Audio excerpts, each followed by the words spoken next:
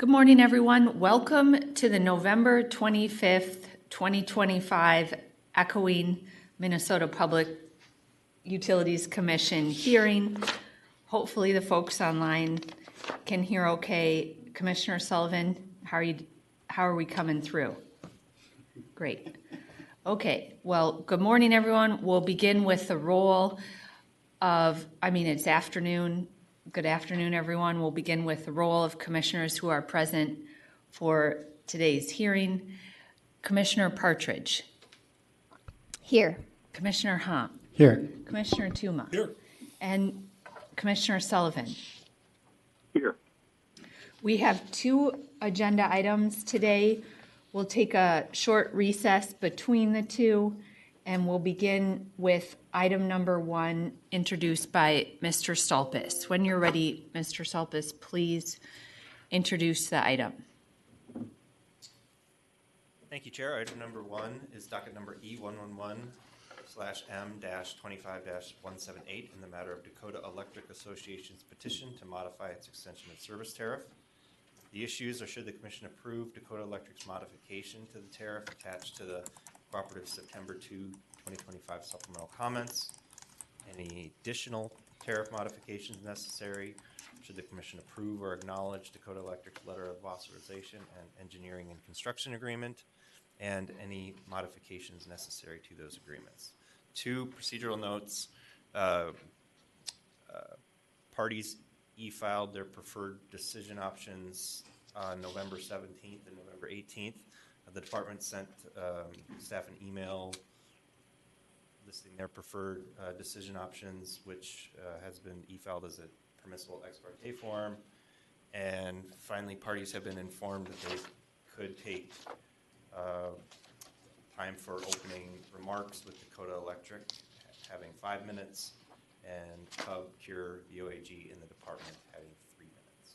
And that's all I have. Thank you. Mr. Stolpis, are the updated decision options in red in the briefing papers, or no?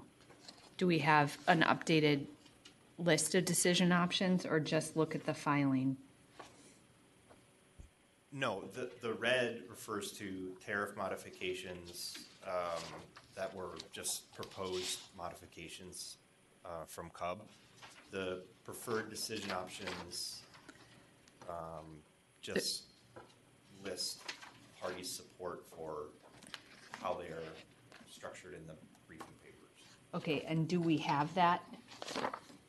Though the separate letters have been uploaded to. We don't have a printed copy, is what I'm asking. Of compiled decision options. I'm just. No, I guess not. Okay. And we do? The letters. Okay. And then so I think we have the letters, and then they just correspond to the originally filed decision options. I don't think they were modified. Okay. Is that correct? Yeah. Oh, okay. I'm just looking for the department's one, that it will be in our email or iPads or in the e-dockets that. It's in e-dockets. Okay, we're going to take a short break and I'm going to get situated and then we'll come back. The commission stands in recess.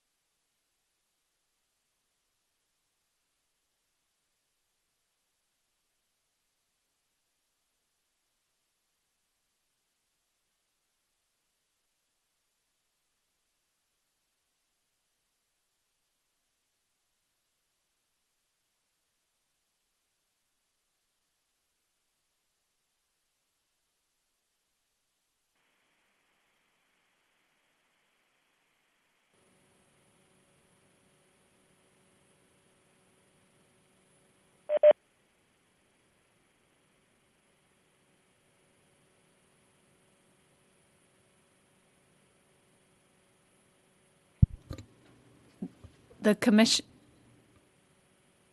commission will come back from its recess. Commissioner Sullivan, do you have the email now that was referenced? I'm just looking for my iPad or my other device so I can pull it up, but I have it, I'm sure. We can just put it on the screen too. It's basically just says that the department supports decision options 1, 5, 6, 7, and 8. Okay. So the parties who will please come forward and introduce yourselves before you begin speaking. And we'll begin with Dakota Electric.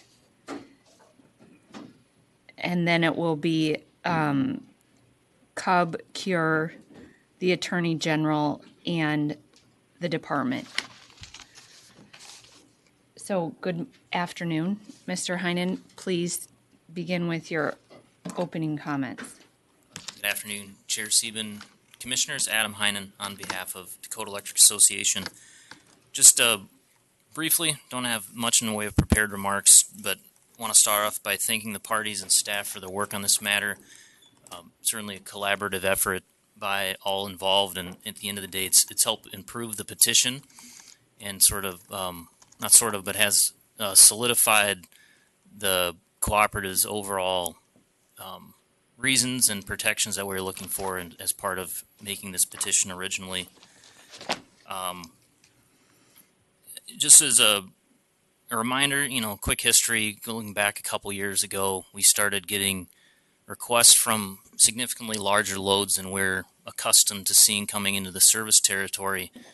And then through some conversations with other cooperatives and utilities in the country that have, experienced this sort of development, we determined it was necessary to sort of formalize a review process and make sure that the necessary protections are in place for ratepayers and to ensure that any load was paying their fair share, reasonable costs associated with the work necessary to connect them to our system.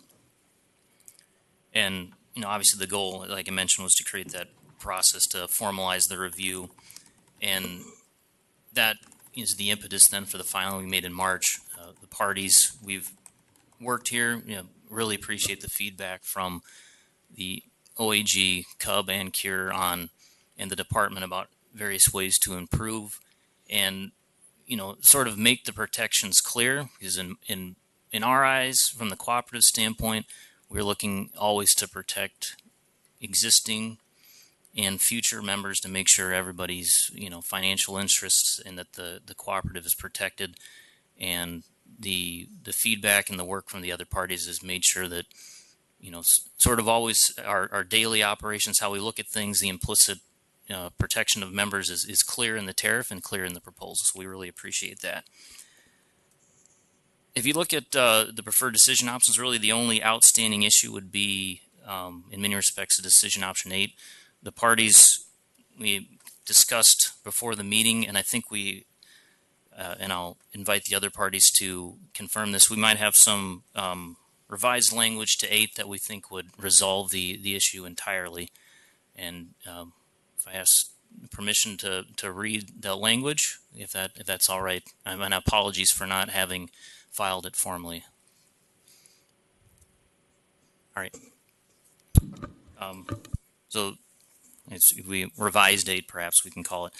Require that if any large load tariff or electric service agreement is filed to provide service to an extraordinarily large commercial and industrial or system intensive member, it be evaluated considering the criteria set forth in Minnesota Statute 216B.1622 Subdivision 2.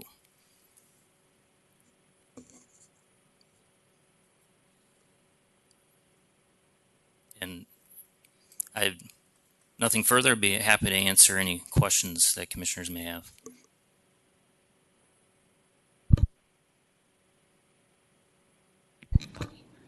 Mr. Blodgett, I think we need that language on the screen if you caught it. Thank you. I think I caught most of it, so I'll put up what I have written, and then you can let me know where I missed.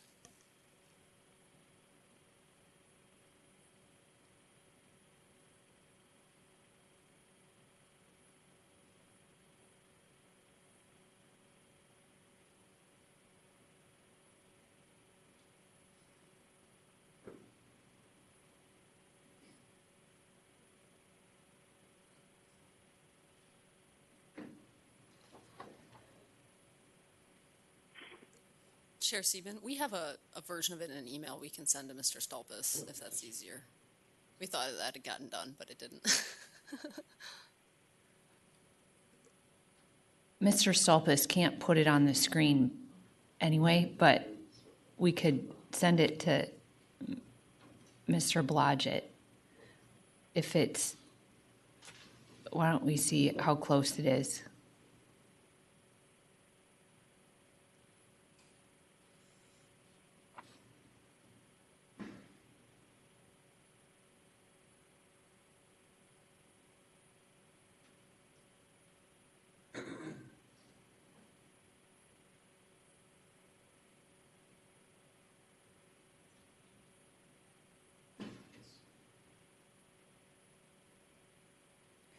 And Mr. Heinen, again, you said that this is language that you and the other parties worked on today and agreed this is what you recommend for 8 instead of what Cub had suggested. How would you characterize the revised 8?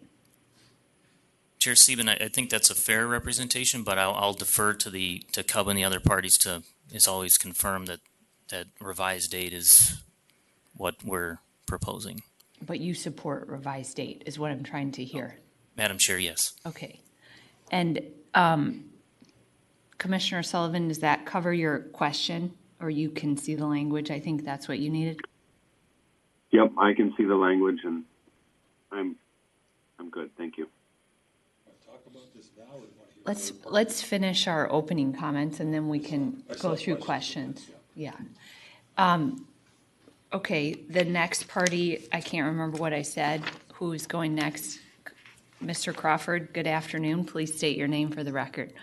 Good afternoon, Madam Chair, Commissioners. Brandon Crawford with the Citizens Utility Board of Minnesota. First, I want to thank staff for the briefing papers. I also want to thank Dakota Electric and the other parties for the really collaborative approach that was taken throughout this process.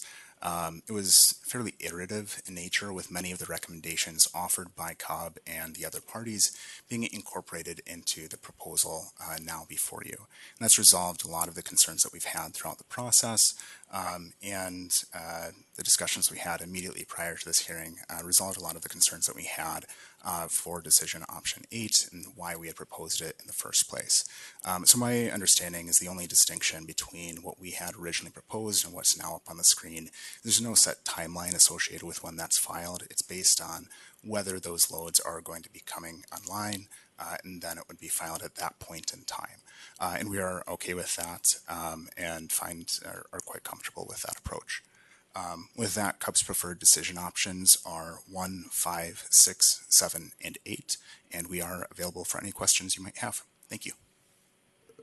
Okay, next is Cure. Good afternoon, Ms. Meridian. Good afternoon. Thank you, Chair Sieben, Commissioners. Sarah Meridian on behalf of Cure. Like everybody's already said, really appreciate Dakota Electric's work, the other parties' work, for genuine and thoughtful responses to the comments. So we identified a few concerns in our comments, but after the revisions, we believe that the current version of the tariff adequately addresses most of our concerns. We had originally filed that we had preferred decision options 1, 5, 6, and 7. We didn't. We noted that we weren't opposed to decision option 8, but with the revisions proposed by Dakota Electric, we would support revised decision option 8. I think it looks a little bit different than the version we have in our email, but we can resolve that whenever. Thank you. And for the Attorney General's office, Ms. Hinderly. Thank you, Chair Sieben, Commissioners. Catherine Hinderly on behalf of the Office of the Minnesota Attorney General, Residential Utilities Division. Echo everyone's thank you to staff for the great briefing papers and to each other and Dakota Electric in particularly for productive dialogue and being really receptive to our recommendations in the docket.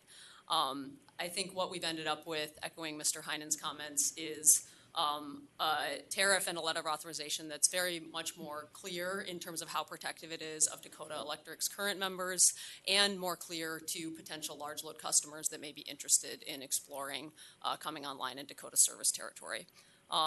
The one thing I wanted to note as well, this is an important step in ensuring that extraordinarily large customers pay all costs attributable to them.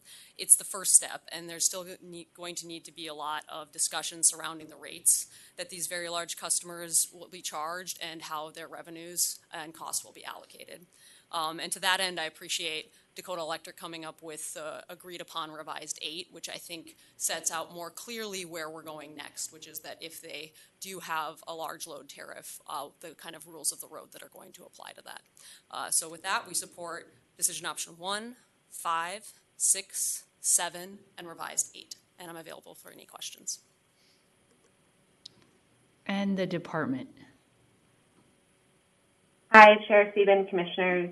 Sydney Lee with the Minnesota Department of Commerce. I also have Peter Tegland, Anne-Marie Curtin, and Andy Bond available for questions. The department, similar to everyone else, thanks to staff for the excellent briefing papers and to parties for working together to resolve so many of the contested issues in this case. We recognize that data centers and other large loads can represent an important opportunity for economic growth and development in Minnesota. And we also recognize that this new industry introduces potential risks to electric ratepayers and the environment that must be mitigated through protective policies.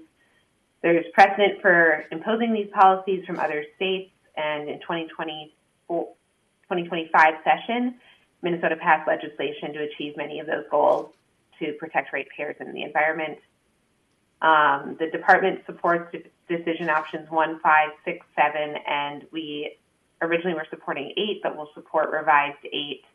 And we thank Dakota Electric and the parties for working together to find a solution here that meets the spirit and intent of the Minnesota policies passed this past session that have clear intent to ensure large load customers pay all expenses attributable to large loads and not just near-term expenses contemplated in the ESA.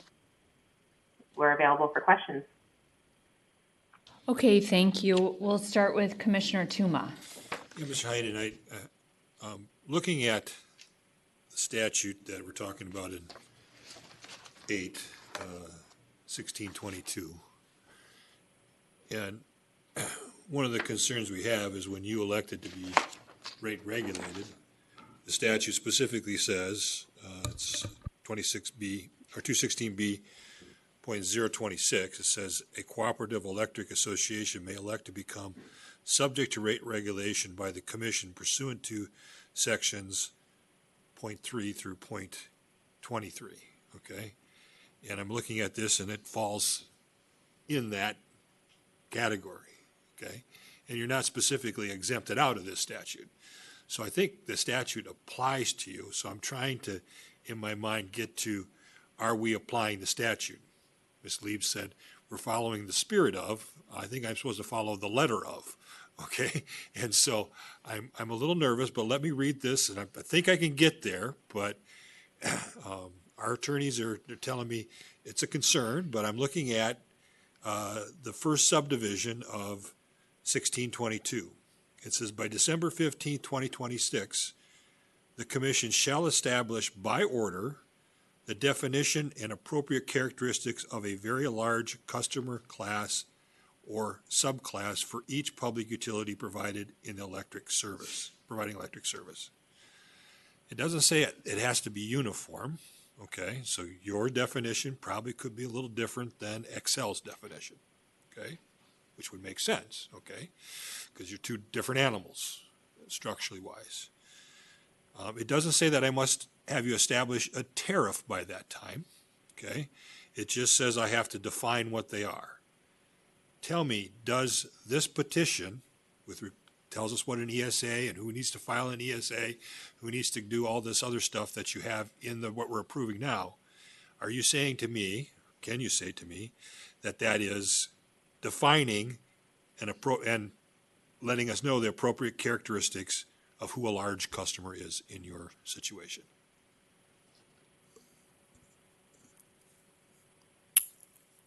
Chair Sieben, Commissioner Tuma, I think in large part, maybe it's beyond large part, is that a lot of the criteria that's set forth in the LOA and the E&C agreement, engineering construction agreement, and the discussion in here gives, at least from Dakota Electric's perspective, an idea or how we view what would a large load for the purposes of 216B, 1622. The commission will need to decide what the commission believes is a large or very large customer. I think this petition from the cooperative's perspective lays out how we see what a very large customer would look like. I don't know if that's... Well, it seems to me it provides it. I'll look to the Office of Attorney General, because you're kind of the legal beagles in the room, and as I'm looking at this and I'm trying to say, if I say this is enough for me to define what a large load is for Dakota Electric, I think I've met this, not only the spirit but the letter of the law in this situation. Yes, we're going to have to apply those standards when we get a filing, okay, when there's a tariff with rates and all that stuff. We're going to have to do that. There's not a deadline in subdivision 2, okay? There's only a deadline in subdivision 1. And so I feel like I've kind of, by the decision option that you put forward, I'm trying to meet the letter of the law, not the spirit of the law. And so I'm trying to get to, do I have enough to say that the commission has established by this order for Dakota Electric a definition and the appropriate characteristics of a very large load? I kind of feel it does, but what do you say? Chair Sieben, Commissioner Tuma, I would disagree. I think this discussion in this docket has really been about interconnection and what very large customers need to pay to contribute to the cost of construction, a kayak, right, a contribution in aid of construction to their interconnection, and as well as what they need to contribute to the cost of studies, which is still a cost of interconnection. The very large customer determination in terms of whether it's a class or subclass, I think that would look much more at, essentially how many, what's the peak load, things of those kinds, which in this case, we've really been talking about, the interconnection side of things. I would also note that under this extraordinarily large customer, or I'm going to try to get the other term we used correct here, system intensive customer, these really allow Dakota some discretion to determine whether or not this, kayak waiver or the kayak, kind of prescription applies. That's not how we generally determine customer classes in terms of rates. So I agree with you. I was comfortable with that concept. We're giving them discretion because I trust their board to not put their members at risk. But you're saying you want something more definitive as megawatts or impact on load or something along those lines. Chair Sieben, Commissioner Tuma, yes, I think the conversation has not been about 216B.1622 subdivision 1 in this docket. And so I think the commission might prefer a record that's more substantive and developed on those points. I do agree with you and your legal analysis that 216B.1622 applies to Dakota Electric because they have elected rate regulation and it is within the range that you identified in the rate regulation election statute. So I agree with you on that part, but I think it's going to need to be a separate proceeding to decide what class or subclass and what the parameters those are under subdivision 1 of that statute. And I think for Dakota Electric, you must have felt that you were exempt from this, from whatever was happening at the legislature. As I was reading the comments, it seems like there was a sense that you felt like Dakota Electric wasn't sucked into this particular statute. Is that the way you viewed it? Commissioner Sieben, Chair Tuma. I was chair last week, not this week, though. My apologies. They only called me Chair Sieben one time, so Madam Chair one time, so they did pretty good. My apologies. That's okay. Commissioner Tuma, it should be noted that this filing happened before 216B, or originally started before 216B 1622 was passed into law. It's the law now, so that's neither here nor there. So, to Ms. Hinderly's point, the thoughts of how this petition came about are a little bit different than that. In terms of application of, the law or not, sort of legislative intent is legislative intent, but, I exchanged conversations with other folks during the crafting of this legislation, and it wasn't, the expectation is it was not supposed to apply to Dakota Electric. If you looked at 216B, was it O2 subdivision 4, cooperative association is different than a public utility in that definition, but I don't think we need to belabor that point here. If the commission, if we need more clarity on what a very large customer is for Dakota Electric before December 16th of next year, the cooperative is more than willing to fully lay out how we would look at how we would define a very large customer for purposes of this statute. If I was the king of the world, I would exempt you, but I'm not. Thank God for that.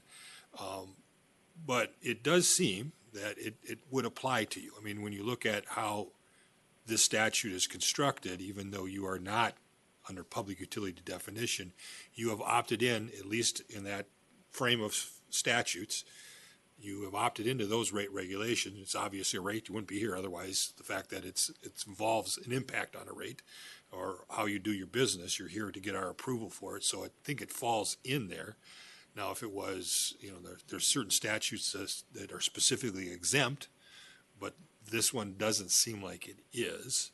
Now, I think it would serve us better if we just tell you you're in, and if you want to go to your legislature this next year and say, take us out, you can do that because you'll have plenty of time before December of 2026. So I think at this stage, I don't know if we even really need to address number 8. We could do everything without doing number 8, and we've accomplished everything you need at this stage, right, Mr. Heinen?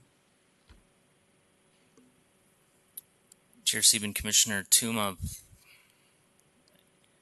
least I think from my perspective, if we're silent on 8, that would give time to figure out whether or not it would apply. I know if somehow or another there's an electric service agreement that happens between now and December 15th of 2026, I know as we've mentioned in 8, certainly in terms of subdivision 2, I would expect that it would meet all those requirements, at least from how my and along with the cooperative's approach to how we look to set rates for these large loads. I would be surprised if somebody comes, 1, in that amount of time, but it could be that it shows up in front of us. And 2, I would be also surprised if the parties to such a proceeding would not raise these issues in that docket. So I don't know if I need to. I'm worried by the statement of number 8 is like it almost makes a little bit like a prejudgment that we're saying you're not subject to it. And I think it'd be better for us to just say you are and deal with it, because I think you are. That's just the way I'm at under the letter of the law. But I'm open to how you want to deal with it. If you want, this statement makes sense in some ways, number 8, under the assumption that we're not making a predetermination whether you are subject to the statute or not. So I'm okay with it, but I also want to make sure that we proceed and continue to go forward. So I'm open how we proceed.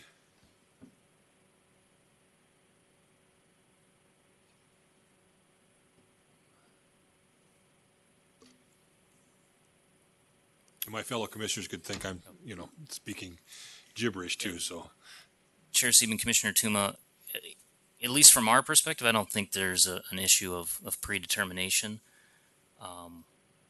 Certainly, if there is a concern, I would. That concern would exist and be certainly a valid concern.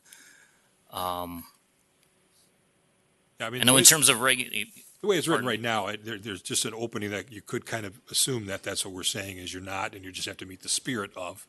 And that's when I heard that kind of talk, I was a little worried that that's what we were doing, and I'd rather not go there yet and have a decision about whether you're subject to it when we have a fuller record is what I'm where I would like to go. I don't know where the rest of the commission wants to go with it. Commissioner Toomey, no, I can understand that, and I can speak to sort of, and I've discussed with the other parties before the meeting.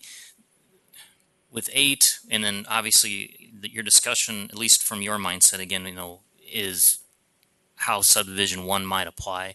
It's really a worry if there's discretion about how that is applied between utilities would be helpful. We look from, if we never have a large load come and I have to create a load study that's going to be not, there will be costs associated with a load study, and then I have a rate class that I never use, and I spent money on a rate study that ends up not being relevant to us. That's the main concern, is having to, not necessarily, maybe prematurely do work that ends up not being needed. That's the main concern that the cooperative has. Now, Well, the way I read the rate study question, and it's a legitimate question, cost, that's a subdivision 2 problem. Subdivision 1 is simply a definitional problem. Okay, what is a large load? Okay. Is established by order a definition and appropriate characteristics of. So you would create what that is, but I don't think you have to do the study until you actually have a load in front of me. At least that's the way I read it. I could be reading this wrong because I haven't had to worry about these AIs too much. We've only been talking about it in concept. Ms. Hinderly, is that the way G's reading it, or am I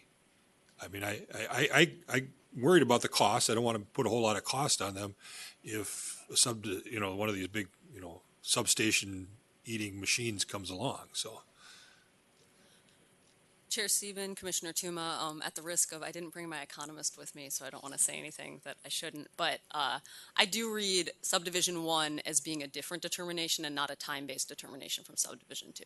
So subdivision 1 is the, creating the rate class is the only thing that needs to happen by December 15th of 2026.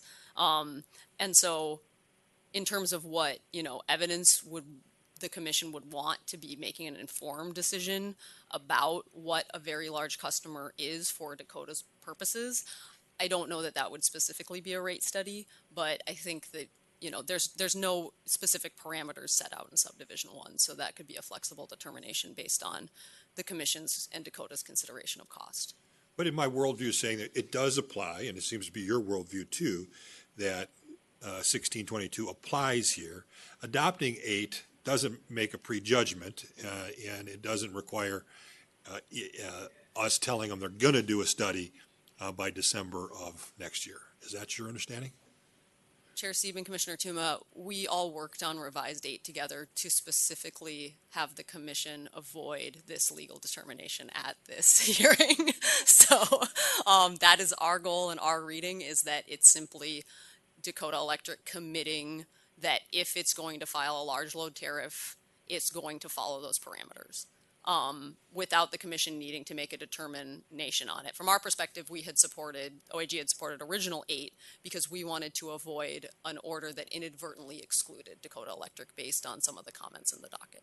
Well, with all that, I think I beat this horse far enough that I need to beat it, but if somebody else has input or the Dakota Electric has input, I'm comfortable with 8, given that assurance, so. Revised 8, yes. I think Commissioner Sullivan wanted to jump in, but I don't see anyone, to your last question, no one had a response. No, So- it doesn't look like everybody's ready to leave the horse lie. Commissioner Sullivan. I mean, if Commissioner Tuma is comfortable with it now, I mean, I'm comfortable with the decision option, so I don't need to belabor the point. But anyways, I'm good. So. Thank you, Chair Steven. So since everything is settled, I'm going to ask a new question. So I think that in big picture, when you're serving this new customer, and particularly if it's a new class, you have to do CCUSS. That's why you said it can cost money for the co-op unless somebody show up, right? Chair Steven, Commissioner Hom, yes.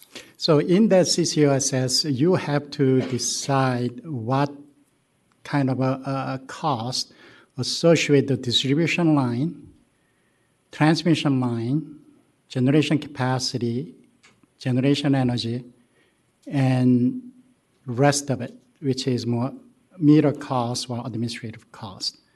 So am I right along that line of your typical CCOSS study? That's the component you have to study with? Commissioner, Chair Sieben, Commissioner Hom, yes, and then all the other myriad of costs that can make it into the cost of service study, yes. So this specific docket is only taking care of one component of those potential 4 components. Chair Sieben, Commissioner Hom, yes, it's speaking strictly to the interconnection and construction, so potential contribution and aid of construction and associated study costs to determine whether interconnection is feasible. So, however, interconnection is not just interconnection to distribution line. Even if it interconnect to your distribution line, potentially it can trigger transmission line upgrade. In that case, how you deal with it, because you are not GNT, you have a Great River Energy as your generation transmission company, and then you have a contract with them, right? Chair Sieben, Commissioner Hom, yes, and that was, I'll be honest, that was a topic that, because it was related, in this case, really strictly to distribution interconnection, that was a complexity that I was trying to avoid as part of the petition. Yeah, but thanks for being first. I have to talk about it. So in that case, transmission line, do you decide how you charge your customer or member, or does GRE decide how they charge those customers? Chair Sieben, Commissioner Hom, ultimately, and this is things that we discuss behind the scenes on a regular basis, is the transmission owner of wherever your interconnection is going to be will ultimately decide how the interconnection or potential system upgrade costs associated with the transmission system will be dealt with. In that case, if that transmission owner doesn't use kayak, how are you going to protect your existing member? Because it's the same spirit, right? So if somebody shows up and you have to spend tons of money, and if this customer doesn't last more than 60 years, then you have to have a stranded asset in distribution side. That's why you are making sure that they are paying upfront on the distribution side. However, you do not have much control over transmission side, and how you going to protect your members in the transmission component if your GNT decide not to charge them kayak and they are charging them regular fee as a monthly charges. Chair Sieben, Commissioner Hom, in terms of member protection, I'll say to the commission here, we work strongly to make sure that our members, and in the transmission side would be all ratepayers, are insulated to the extent that they can, that loads causing upgrades are paying for those costs. But at the end of the day, I don't own transmission, so there's always a potential that there will be a different approach to how those costs will be allocated. Yeah, that's why it's a very tricky situation with the interpretation of that statute, because even if you are subject to the 1622, significant component is not part of your control. It'll be just a flow through in that case, right? Because even though you advocate for your member to your GNT, if your GNT doesn't listen to you, then you cannot protect your members in that case. Chair Sieben, Commissioner Hom, probably going a little bit to Commissioner Tuma's, questioning a little earlier. That's part of the complexity of 216B, 1622, how it's written in terms of Dakota Electric is, to Commissioner Hom's point, in theory, it's possible that I could violate 216B 1622 and I have no ability to do anything.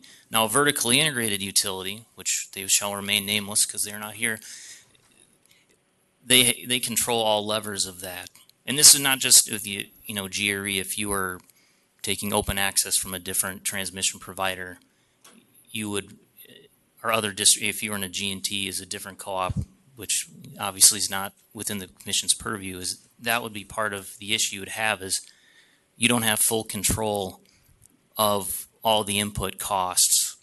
Now, again, I will preface again by saying that Dakota is a zealous advocate to make sure that our members and other members are not paying costs that are attributed to a single load or a single customer. Okay, thank you. So I'll make it a little bit simpler for you. If you have a control over the transmission cost, would you propose the same kayak for transmission upgrade to protect your member?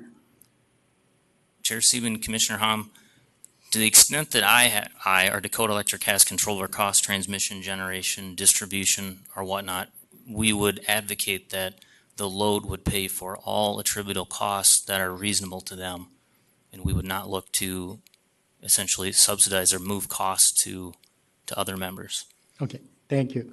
So for the generation portion, capacity and energy, you are contracting with your G&T for the peak capacity and some energy must take, or what is your current status of your contract with your G&T, if you can reveal?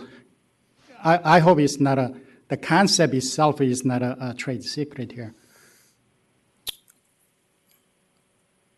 So you can protect this, like a proportion of it if it's a trade secret or if you're not sure. So you can just give me the high-level description of how you guys are contracting with your G&T on the generation capacity and energy if significant new load shows up. Chair Sieben, Commissioner Hom, I will try to keep this very high level and conceptual because, as we all know, Great River Energy's rates in terms of service are wholesale power.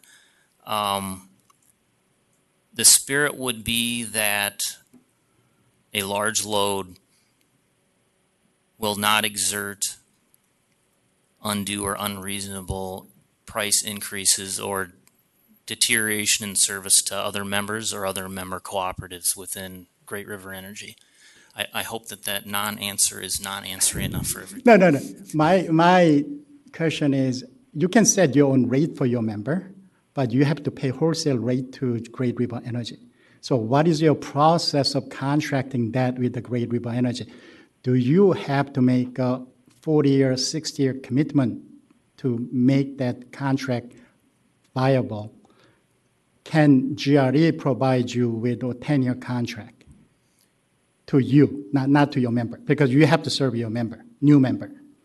Chair Sieben, Commissioner Hom,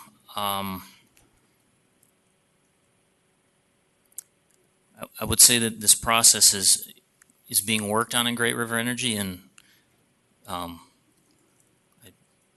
don't think that I don't think that it's appropriate for me to talk exactly more specifically about how the approach to serving the loads would be. Again, Dakota Electric is an all requirements member of Great River Energy, so obligated for Great River to purchase all energy capacity and services from Great River Energy.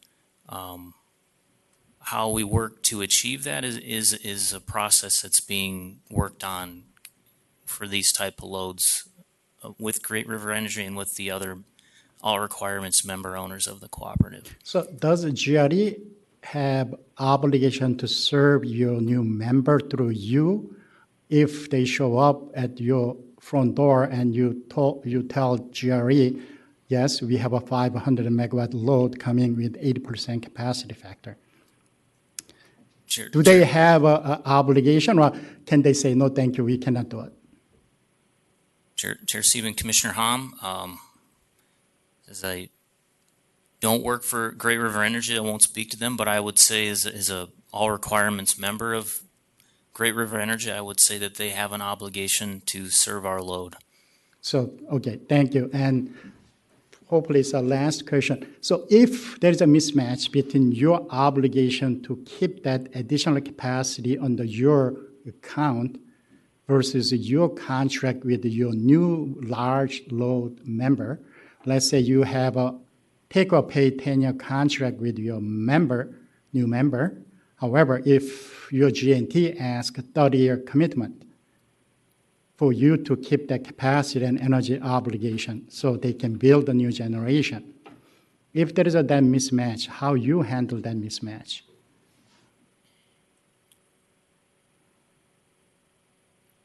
Chair Sieben, Commissioner Hom.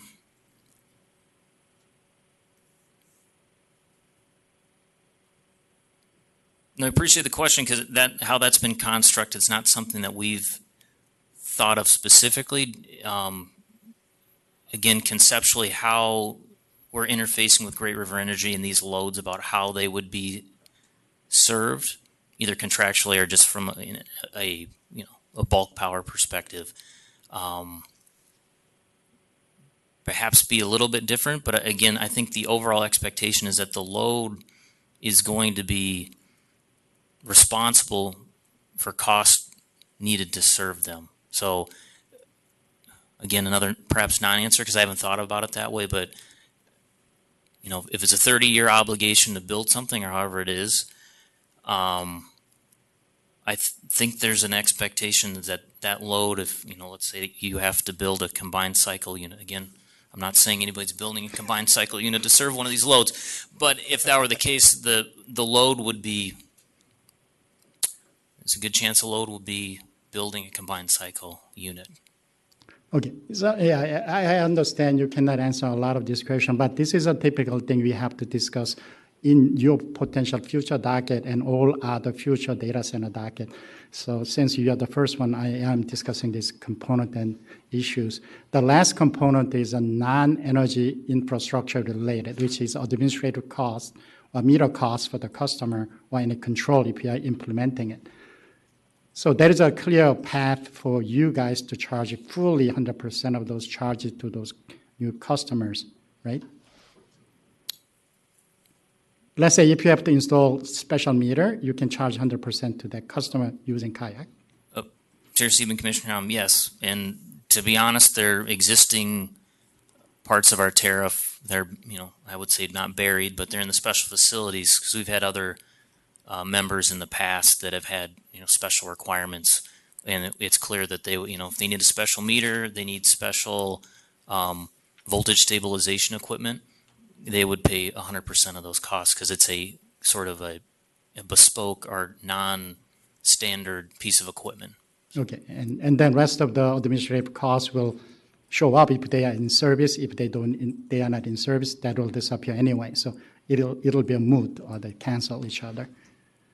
Chair Sieben, Commissioner Hom, if there are no administrative costs needed in the future for something specific, they wouldn't be charged because obviously a member-owned not-for-profit cooperative, we don't need to make any more than is required of us. But if there's costs that need to be recovered, they'll be recovered from the member that we need to recover them from. Okay, thank you. Can I follow up on that? I think that was helpful, Commissioner Hom, and I just want to get to the point, I think, of what I was hearing or what my crux of my question is that relates to the new statute and then the exchange that Commissioner Hom just had with you, Mr. Heinen. So essentially, I think what that exchange demonstrated to me is the tariff that we're approving and then the ESA, we're still not totally clear how if new loads come to Dakota Electric's service territory, like a data center, how that data center and their upgrades that are needed to the transmission system will be attributable to that new large load, more or less. Chair Sieben, Commissioners, I'll be honest, yes, we don't know exactly how that's going to be because those are still cost structures that are being determined right now. By GRE is what you're saying, or because it seems to me that 116, the new statute, I can't remember the number, 0.22, would help in your filing of the ESA, would help you file with us as part of the ESA some of those additional costs at the transmission level so that we could assess and help you determine that the new loads are paying their appropriate share for the transmission upgrades that will eventually be needed as well. So I don't really want to hear you say like we're not. I understand a little bit more thanks to your discussion with Commissioner Tuma why you don't want to say you're evaluated under the statutory requirements of it, but we're going to need that information, I guess, in the ESA subsequently, all of that information that's included in the new language, whether or not you as a co-op are like part of that statute or not. That's kind of what I'm picking up, but tell me what you disagree with what I said. Chair Sieben, I wouldn't say that I disagree with what you're saying, and I don't want to seem that I'm being coy or anything. This is mainly the other parties that are related, Great River Energy, other transmission owners. I don't want to speak for how they're going to handle costs. And then how these contracts or how they are working is still being negotiated. So I have sort of I would say, in terms of confidentiality, I want to keep those until they're ready for prime time. But isn't that why then, sorry to interrupt, isn't that why revised 8 works? Because then when the ESA comes to us, you'll be filing the information that's contained under the new statute. And then whether that's figured out, not, or at that point at the GRE level, like it's sort of, you can tell us that then, but we're still going to need a way to help determine whether the needed transmission costs are being appropriately attributable to the new large loads.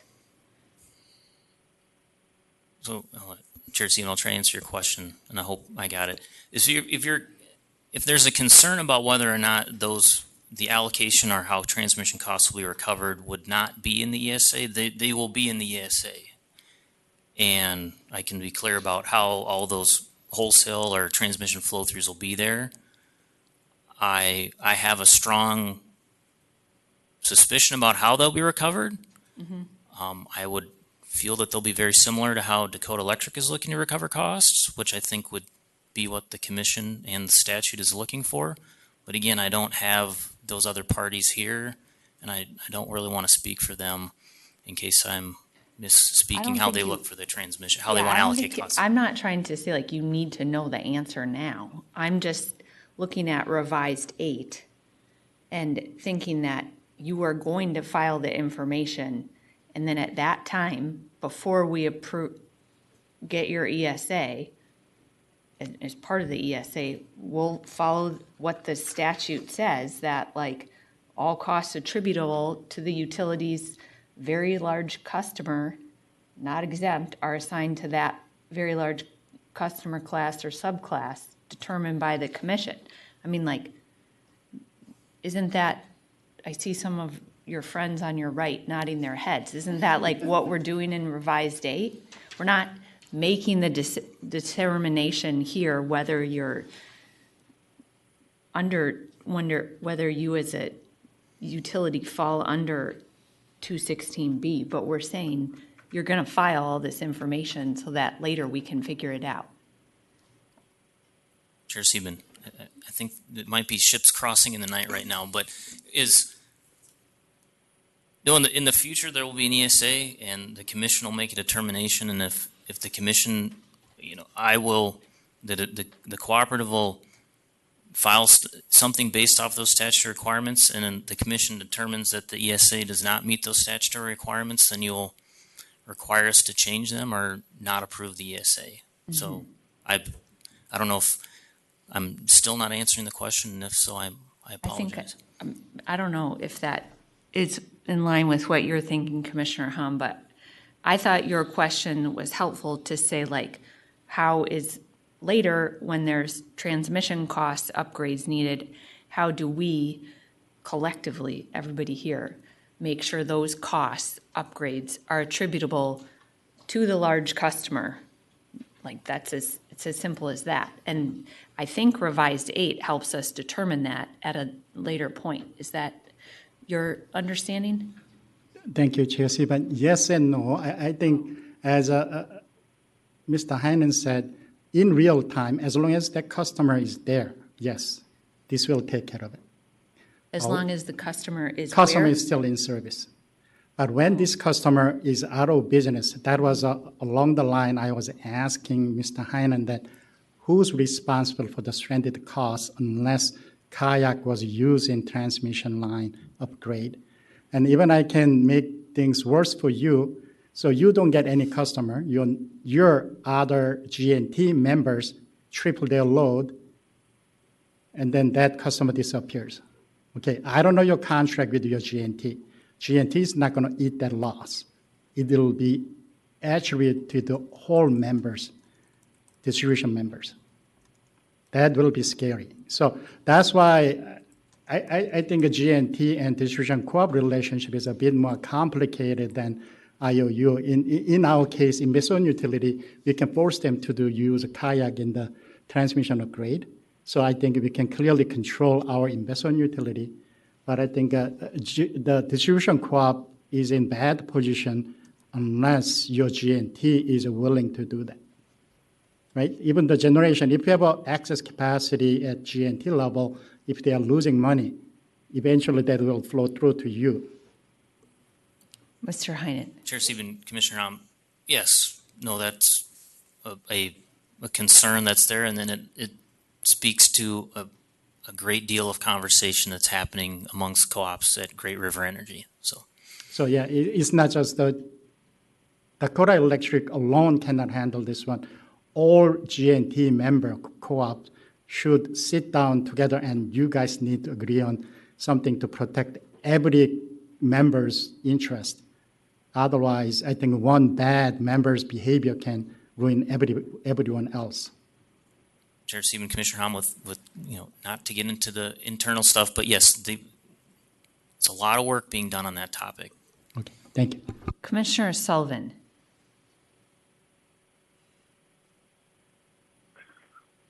I'm just going to add to the confusion.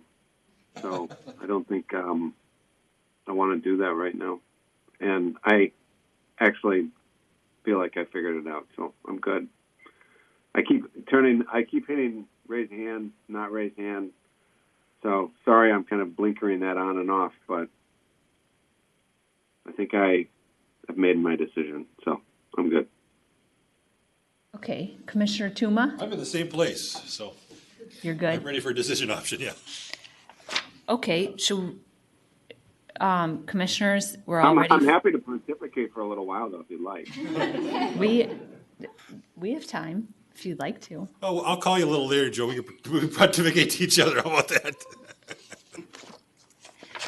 Okay, Commissioner Hom, do you have a motion?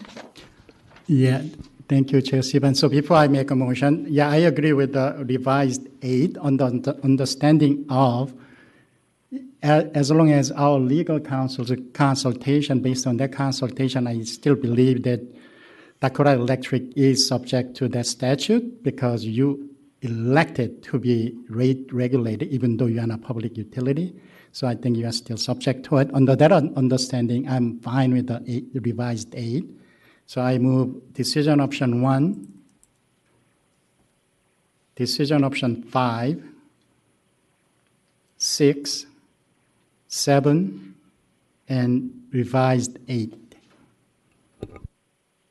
And I'm supportive of the motion, Commissioner Hom, and I think as this question, if it gets larger or begins to, there are more questions around Dakota Electric's, whether they're in the statute or other parts of it or not. That's something that our staff could also tee up for questions for parties before the next docket comes up or before the ESA comes up, so that the commission is more briefed on it and can make a more comprehensive decision. So hopefully that will happen if parties want to continue to discuss it, since we're not settling it here today. So, any other discussion of Commissioner Ham's motion? Then we'll vote. Commissioner Partridge, I support the motion. Commissioner Ham, Yes. Commissioner Tuma, Yes. Commissioner Sullivan. Yes. I also vote yes. The motion passes 5-0. Thank you, everyone. Okay, the commission will take a break, and then at 2:15, we'll take up item number 2. We stand in recess.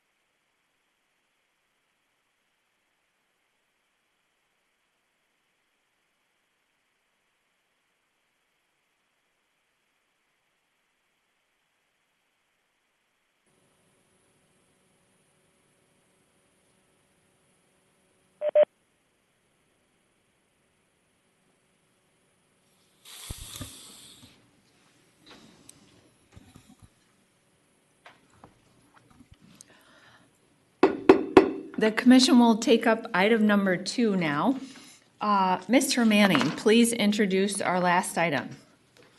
Good afternoon, Chair Sieben and Commissioners. Item number 2 on the agenda is docket number E017/M25395 in the matter of Otter Tail Power Company's petition for approval to invest in and recover costs for the Hoot Lake Battery. The issue before the Commission today is, should the Commission approve Otter Tail Power Company's request for approval to invest in the Hoot Lake Battery project and allow recovery of costs through the Renewable Resource Cost Recovery Rider? Since briefing papers were filed, there have been 2 new items. On November 21st, Otter Tail filed its independent evaluation report on the project in trade secret. And on November 24th, Commissioner Hom filed a proposed additional decision option. The proposed additional decision option is available at the back of the room. Parties and staff are available for questions. Thank you. Okay, thank you.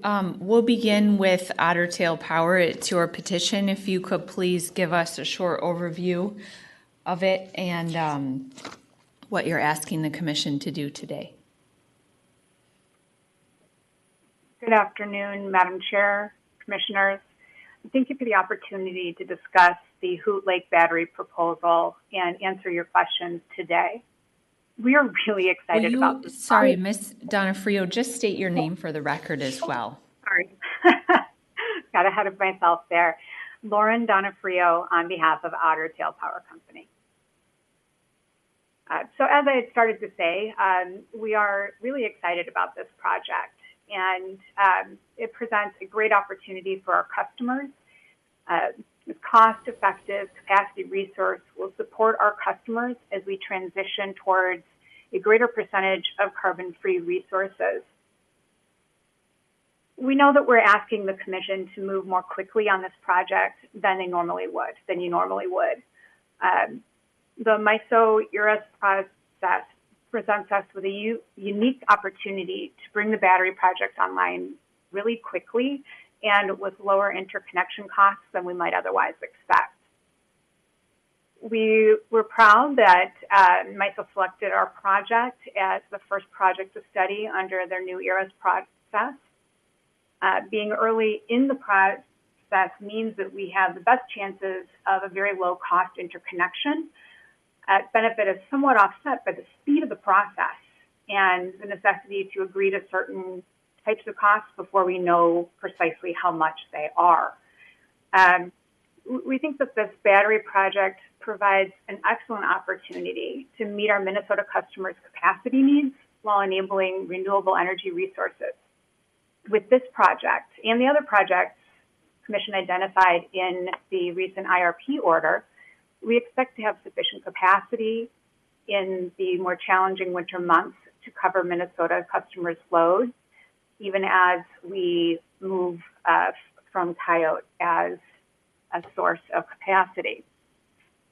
What we are asking the Commission to do today is approve the project for recovery in our rider, and we looked at the decision options. There are quite a few, so I'm going to go through them one by one to help with that. We support decision options 1 through 3. We prefer decision option 4, but we can agree to decision option 6 as interpreted by the staff in its very thoughtful and thorough briefing papers, which we absolutely appreciated. We also support decision options 9, 12, and 13. We do object to decision options 5, 8, Wait, 10. sorry, Ms. Donofrio, you said 9. I apologize. You said 9, 12, and 13? Yes, that's the new HOM 13. Oh, okay. Sorry. Got it. And go ahead. I apologize. Thank you. We object to decision options 5, 8, 10, and 11, largely because the way that they are phrased is very vague and open to multiple interpretations in a way that could potentially penalize Otter Tail for matters over which we have no control. We agree with the staff's analysis regarding the interpretation of those decision options in the briefing papers. Finally, we also object to decision option 9A as currently worded, because we will have to make the final decision to go forward with the ERIS process and sign a generation interconnection agreement committing to upgrades and other costs before we can determine whether South Dakota would approve cost recovery for the battery project. We're unlikely to be able to go forward with the project if we're uncertain of cost recovery of up to 20% of the cost of the project in the event that South Dakota declines the project. It's important to recall that if South Dakota takes 20% of the cost, they will also receive 20% of the capacity benefits, which may leave us with insufficient capacity for our Minnesota customers.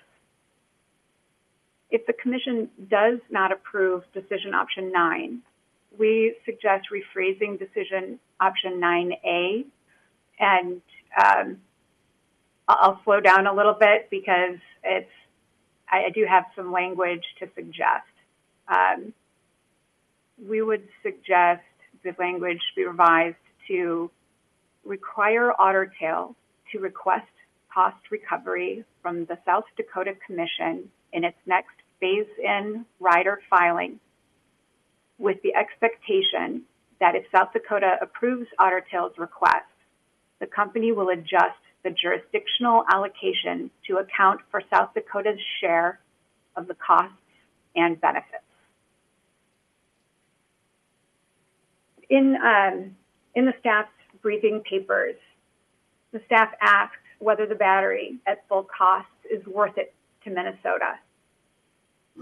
In our minds, at Otter Tail, we think this project it's low cost compared to the alternatives available.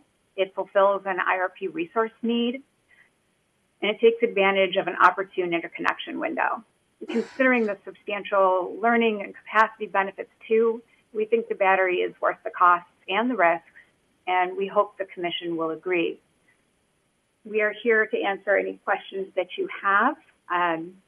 And with me, I also have some subject matter experts, particularly Nathan Jensen, and we are ready to answer any questions that you have.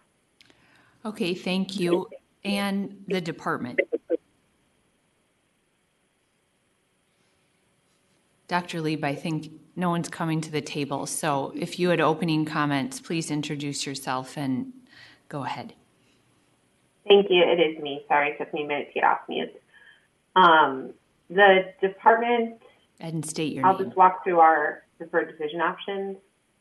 1, 2, 3, 4, 5. We're opposing 6 and 7. And we would support 8 or 9. We think they're both achieving the necessary requirement to at least consider whether South Dakota would like to pay for part of the project and receive the benefits from the project. We're also supporting 10, 11, 12, and HOM New 13.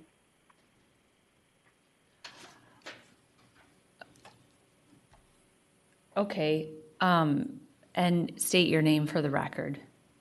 Sorry, Sydney Lieb with the Minnesota Department of Commerce, and I think Dr. Steve Rackow is in the room if we have more technical questions. Dr. Lieb, I'd like to start with a question for you, and the question is related to the ERIS designation of the project. You understand, and I indeed we're hopeful that the Commission could take this docket up early so that the ERIS designation would be resolved, but then also in my understanding of a review of the record, really the department sees the need, not only because it was an identified need in the resource plan, but also the benefits it can bring to ratepayers. And so can you just please and also because the department has been very vocal in various dockets in front of the commission about the importance of utilizing the investment tax credits that are available to utilities to move forward with projects in an expeditious manner so that those ratepayer benefits can be realized by customers. So can you please just put a little context into the need for speed here and stepping away from, just listening to your listed decision options, it seems a little inconsistent with, you want us to approve it, you want us to get under construction and moving forward, and then the cost recovery, let's just set those issues aside for now, or the quibbles about the language. And if you could contextualize the need for this project to go forward in a quick time and why the department is supportive of the commission granting cost recovery now. Sure, happy to do that. So the MISO ran the ERAS process to allow projects to move through a quicker interconnection queue than the typical MISO process, which is slowing down interconnection of projects. This is a project that was approved as part of the most recent IRP that was approved for Otter Tail, and we recognize that there's a need for the capacity and energy the project is going to provide on the system. And it's also important because it's going to be one of the first large battery resources on the system, and it's going to start to provide battery resources to pair with existing and new renewables that are coming on to Otter Tail's system. And also, as Otter Tail is slowly winding down their reliance on coal, this is an important resource to allow them to meet the 0 by 40 carbon-free standard. And the department recognized that this was going to be a really tight turn for Otter Tail, and we appreciate the commission fast-tracking approval of this project so that Otter Tail can commit to the interconnection costs that are going to be required to be paid to MISO in order to hold their space in the queue here. There's several rounds of the ERAS project. This one was picked in the first round, so it's on the tightest turn of all the projects that are applied and approved in through the ERAS.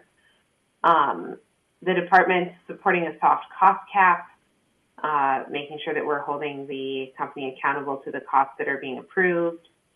And we also recognize that a lot of the time, given the political constraints across Otter Tail's territory, which includes Minnesota, South Dakota, and North Dakota, there are challenges in having states paying for resources that Minnesota believes are necessary when there's political pushback to those in North and South Dakota.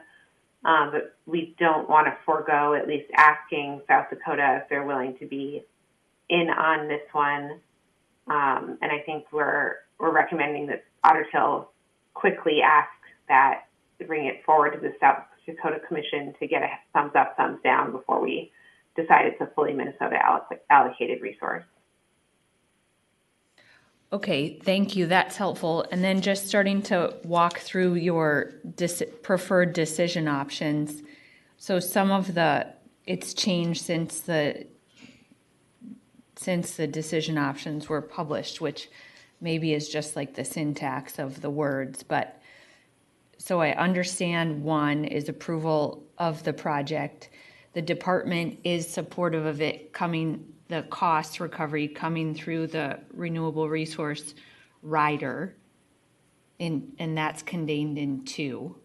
And that also, I think, encapsulated in 2 is the overall costs that are filed as trade secret.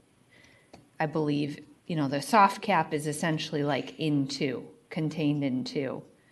And in 3. But 3 is where I start to lose you a little bit, and but I guess Ms. Donofrio said they supported that as well. So can you just talk me through, or I can ask Ms. Donofrio, on decision option 3,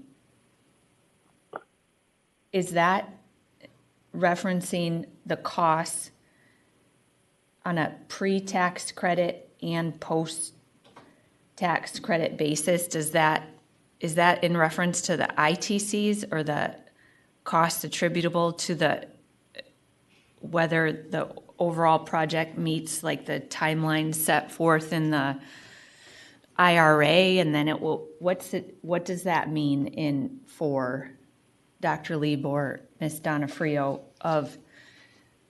in both a pre-tax credit and post-tax credit basis? I think that was on page 10 of your filing, but I'll admit I didn't get to that after I talked to staff about it. So do you know, Dr. Lieb, how that would work? Chair Stephen, I'm going to pass this one to Ms. Donofrio because she looks ready to answer it.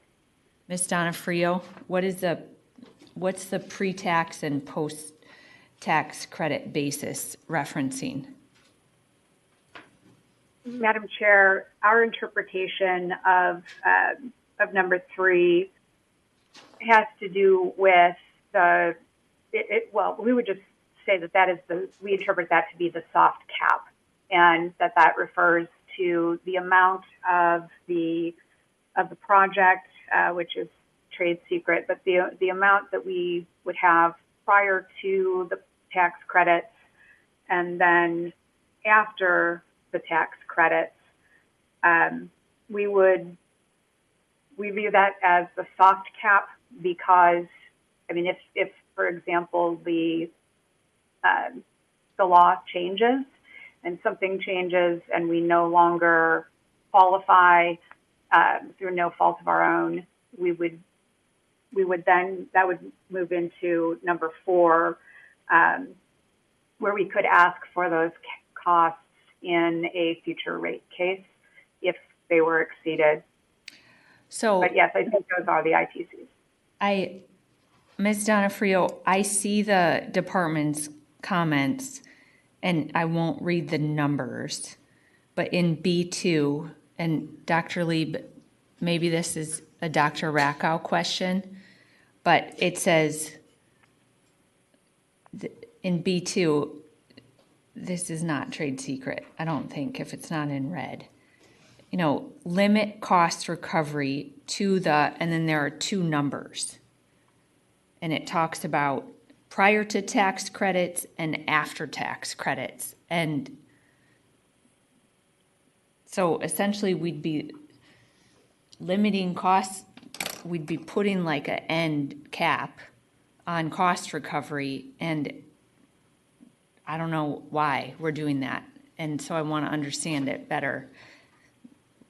What does that mean, Dr. Lieb? It was your suggestion, I think, to put these, to potentially limit.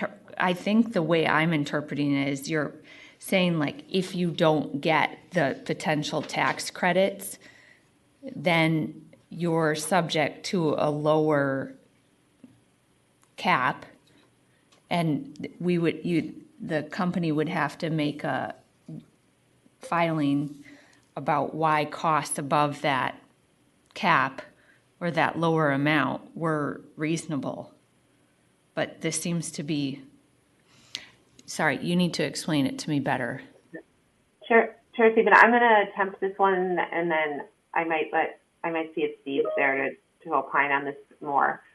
The intention of the range is that we don't have full certainty on what the tax credit guidance for qualifying for the full tax credit is going to be at this point. So we provided a range given that there may be changes in how the tax credit qualification pans out as the federal government works through that out of works through what? Through the IRA changes that already passed? Or, it's so vague. I don't know what tax credit, why there could be such a big swing in dollar amounts. And if it's not enough information for what you just said for me to be comfortable with that.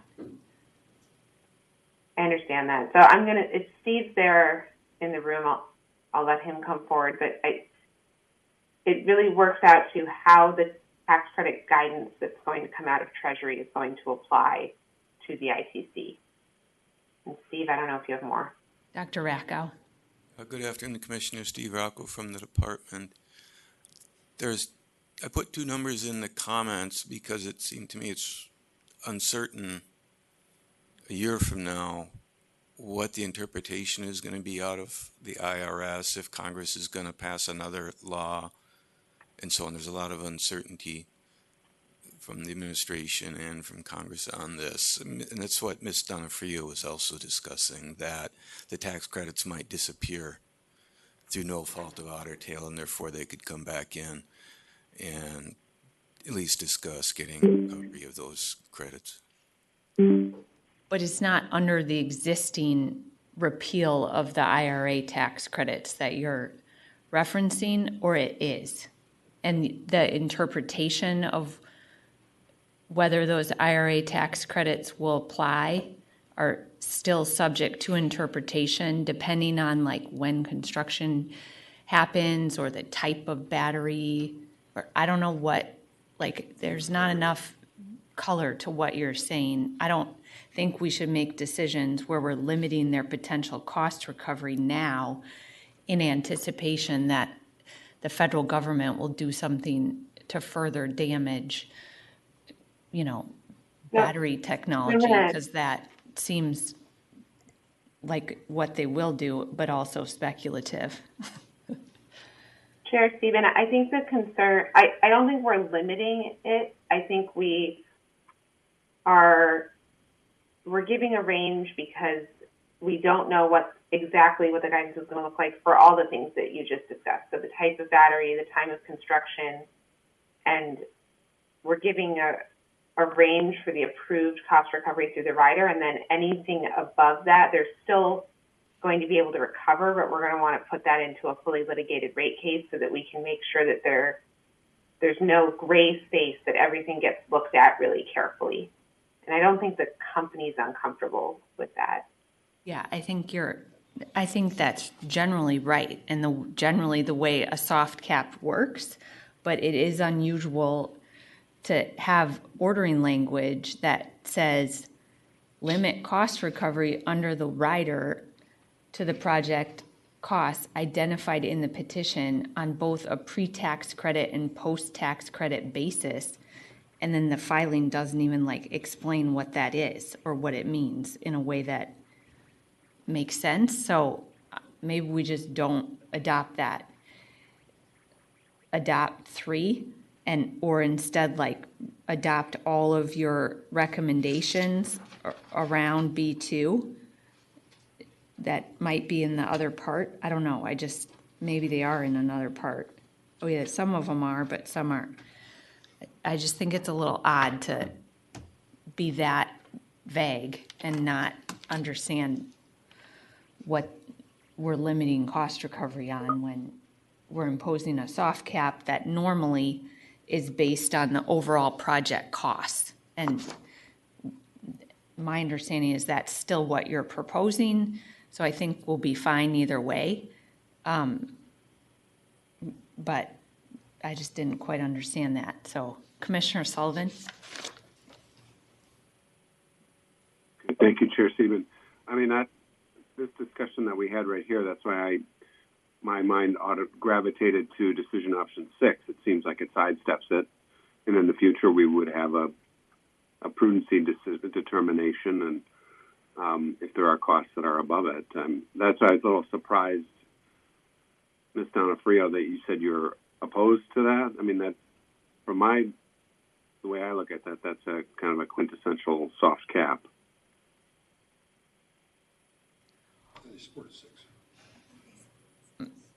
Ms. Donofrio, will you clarify, did you say you supported 6?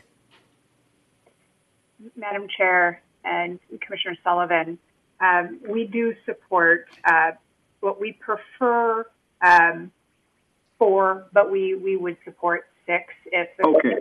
I misheard more you. comfortable with that. Yeah, I was just surprised that you said you opposed. Okay, so yeah, I was more comfortable with 6 Chair Sieben, than, the other ones that are up there. So that's all I wanted to ask about. Yeah, so if I just keep stepping through the soft cap, so we maybe get on the same page, like we have three that both parties are potentially okay with, like, I don't know if we would just take out on both a pre-tax credit and post-tax credit basis, or just skip three. Ms. Donofrio, do you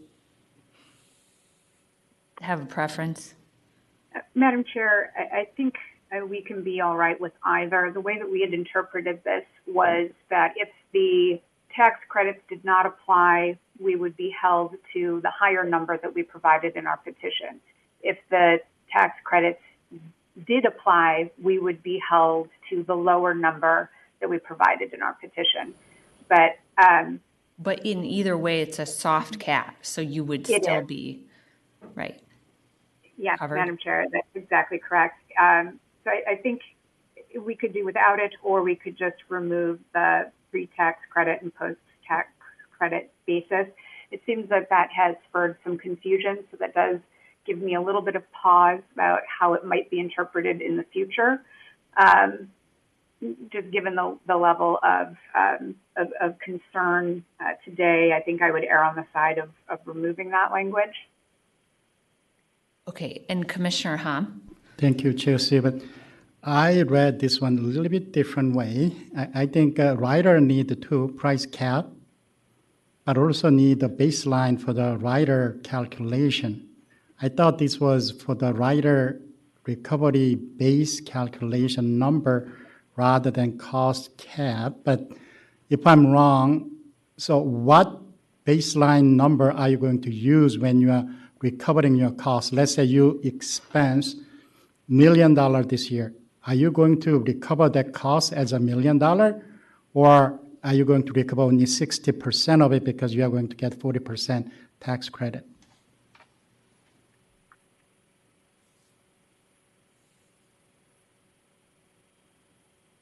Ms. Donofrio. Yes.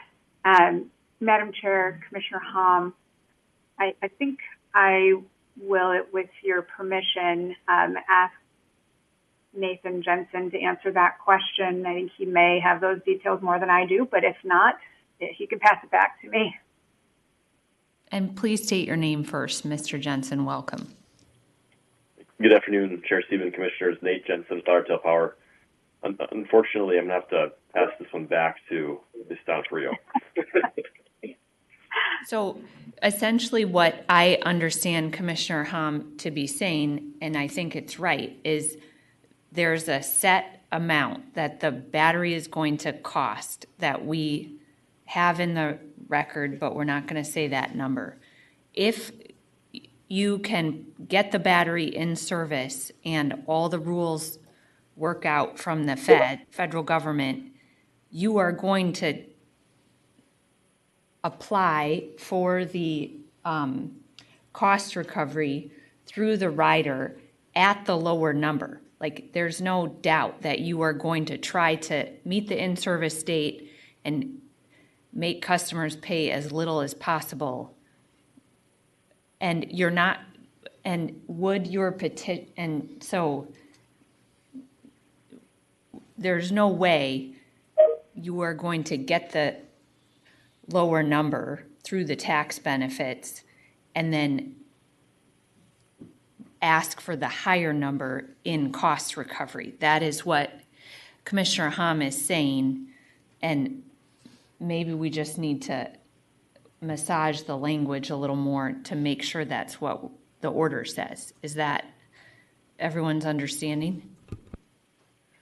Madam Chair and Commissioner Hom, that is my understanding. I believe typically the way that this is done is we include the full amount of the cost, the higher number in the baseline, and then as we experience the tax credit reductions, we typically, and this is where I'm getting over my skis a little bit, but I believe that we don't take that all up front because we're required to recover it over the lifetime of the asset in a levelized manner. So as we get those credits and as we're able to experience them, we would then pass them on to customers. But there is no scenario under which we would collect from customers the higher number and keep the tax credits. We would be passing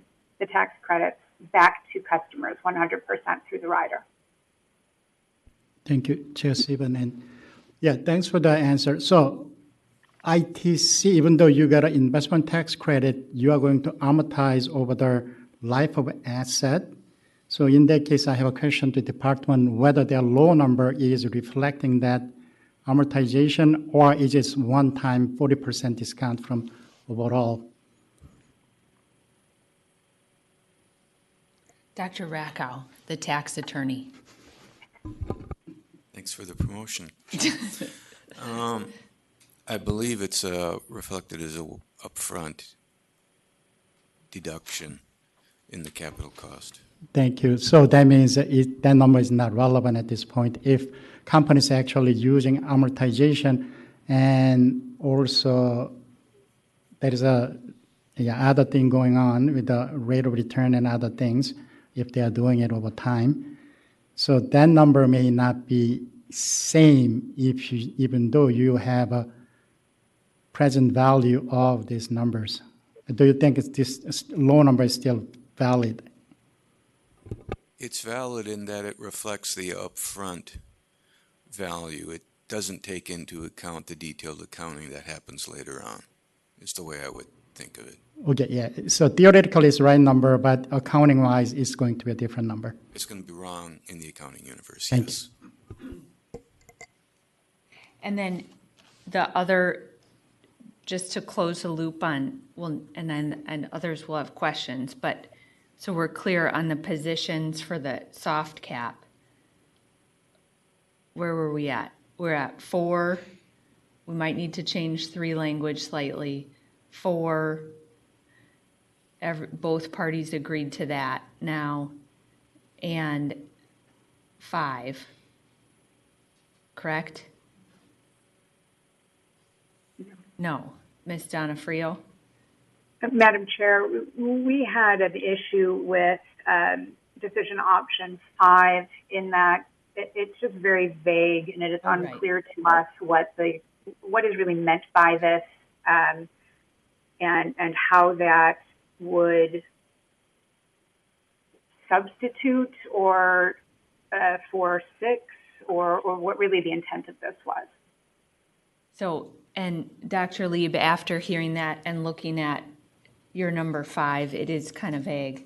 We're not sure what you're talking about, but then 6 is sort of contained in 5. And you said in your opening you oppose 6, but with that understanding, are you okay with 6 now? Chair Stephen, Commission, we're fine with 6. We're fairly agnostic between 5 and 6. Okay, and then that's it for the soft cap stuff for questions mostly, right? Or I mean, Commissioner along that line. Commissioner Tuma on the soft cap issue then, please. Mr. Rocco, I'm trying to get myself around this. And I look at the statute, and the statute is drafted almost like you come in when you have invested, you come in when you have a PPA in hand.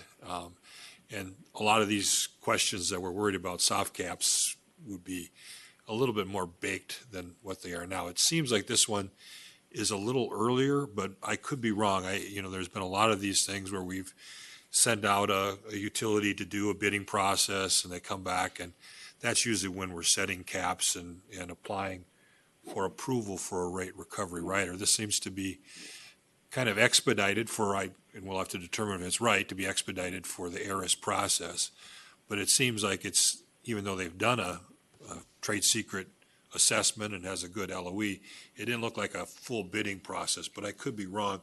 Are you comfortable kind of where they've laid this out and where we're at as far as, are we baked enough to say that this should be approved?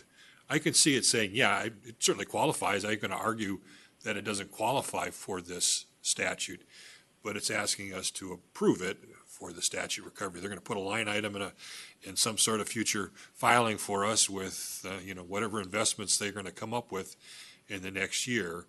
And typically, we've already kind of had those investments or have a PPA in front of us. How are we in as far as, this is pretty early in the process, or is it baked enough you're comfortable with it? Commissioners, at a high level, this process is the same as all the others. Okay. We do an RFP, they come in with the projects. The department has consistently advocated for either the soft cap as it is here or a harder cap with a locked-in cost recovery number, and the utility is better off or worse off if they can make that number or not.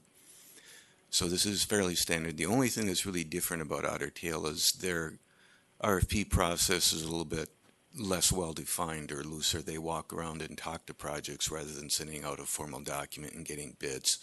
But otherwise, it's largely the same. Yeah, and I that's kind of a way. I don't know if I'm violating any trade secret things, Ms. Donofrio, but your process looks a whole lot different than what I've seen with Excel or MP or some others that we've had come through here. And it looks like we had some ideas, we threw them together, sat down with a consultant, told them what our plan was. So you really don't have an investment, you don't have a battery that you've lined up at this stage. You have general concepts that you're willing to put together. Is that a fair description of it, or is it more baked than that? Madam Chair and Commissioner Tuma, I think we are actually a little bit more baked than that.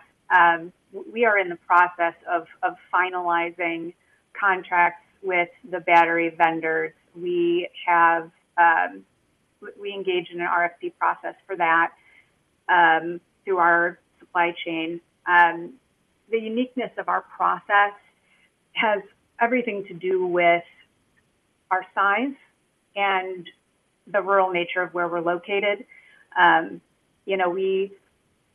We kind of know who the players are. We know what projects are out there, and we know who to talk to find out what we can from those projects.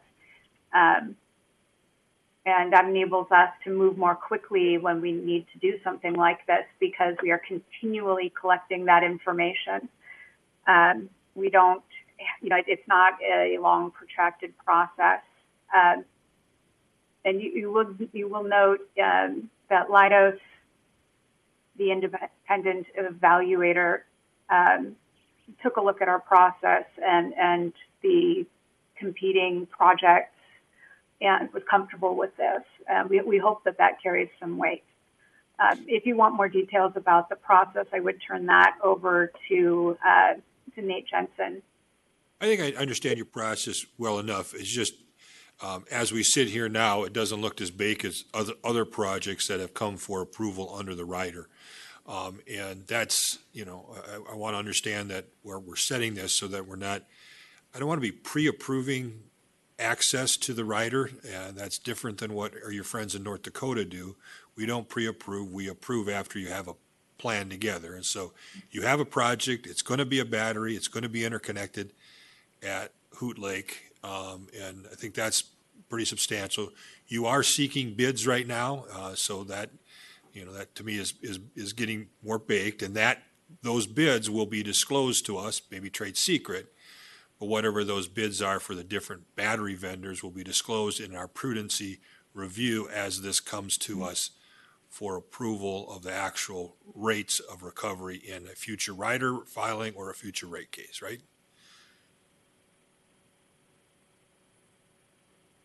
Madam Chair and Commissioner Tuma, that is generally how it is done.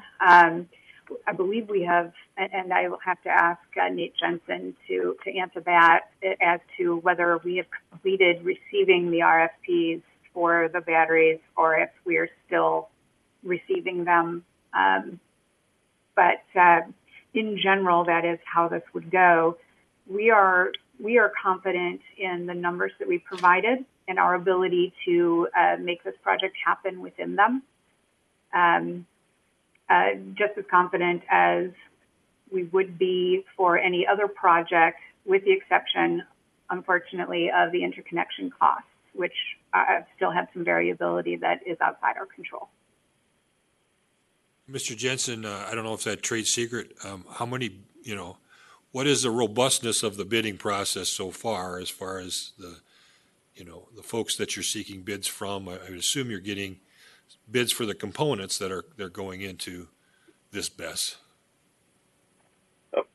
Chair Stephen, Commissioner Tuma, we still have some open RFPs. I don't have a good percentage for you as far as what percent of contractors have responded.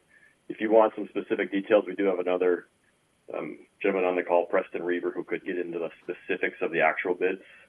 No, I really don't need the specifics of the actual bids. I just want to know that that is the plan, and you're still doing what you normally do, which is you get bids for the components, and that becomes part of our prudency review to make sure that you got the sufficient amount of bids to make us comfortable that this is an appropriate and reasonable, in the public interest, prudent project.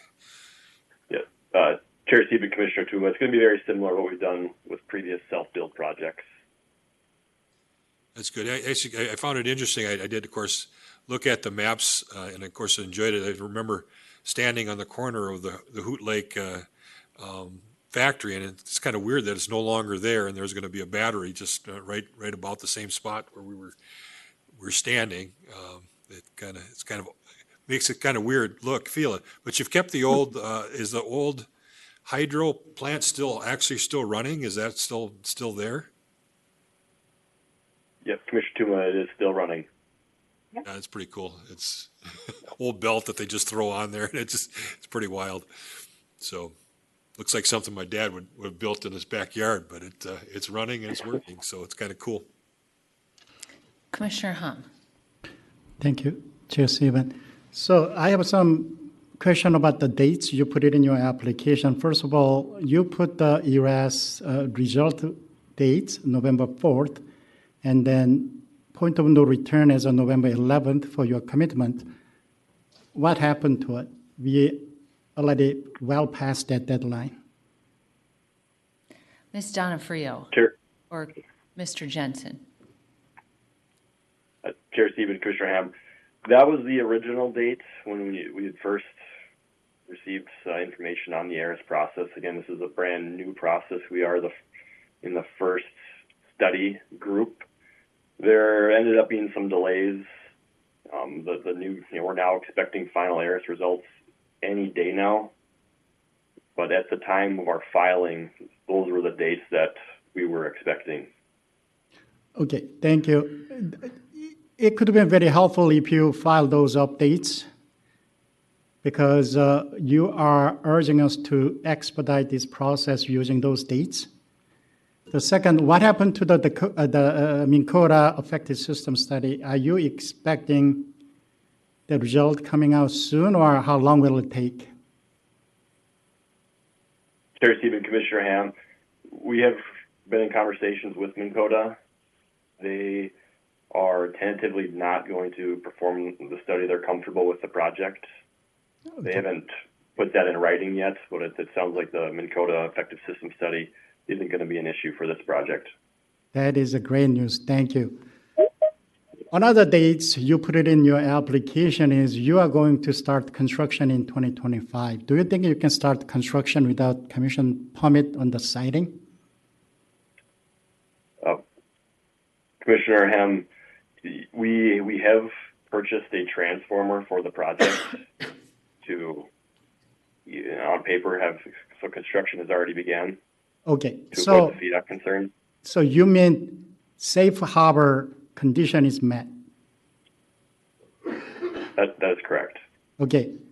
Under that circumstance, our commission permitting staff raised me good question, because they have a significant concern that you are not filing siting application and no pre-application information available to our staff, because we are going to be forced to do another rush decision-making on the siting if you guys are not working diligently and providing that information to our staff. And you are very fast asking for money, but you are not doing other regulatory process. I have a concern with it. Chair Stephen, Commissioner Ham, I'm going to defer to Mr. Reaver on this one.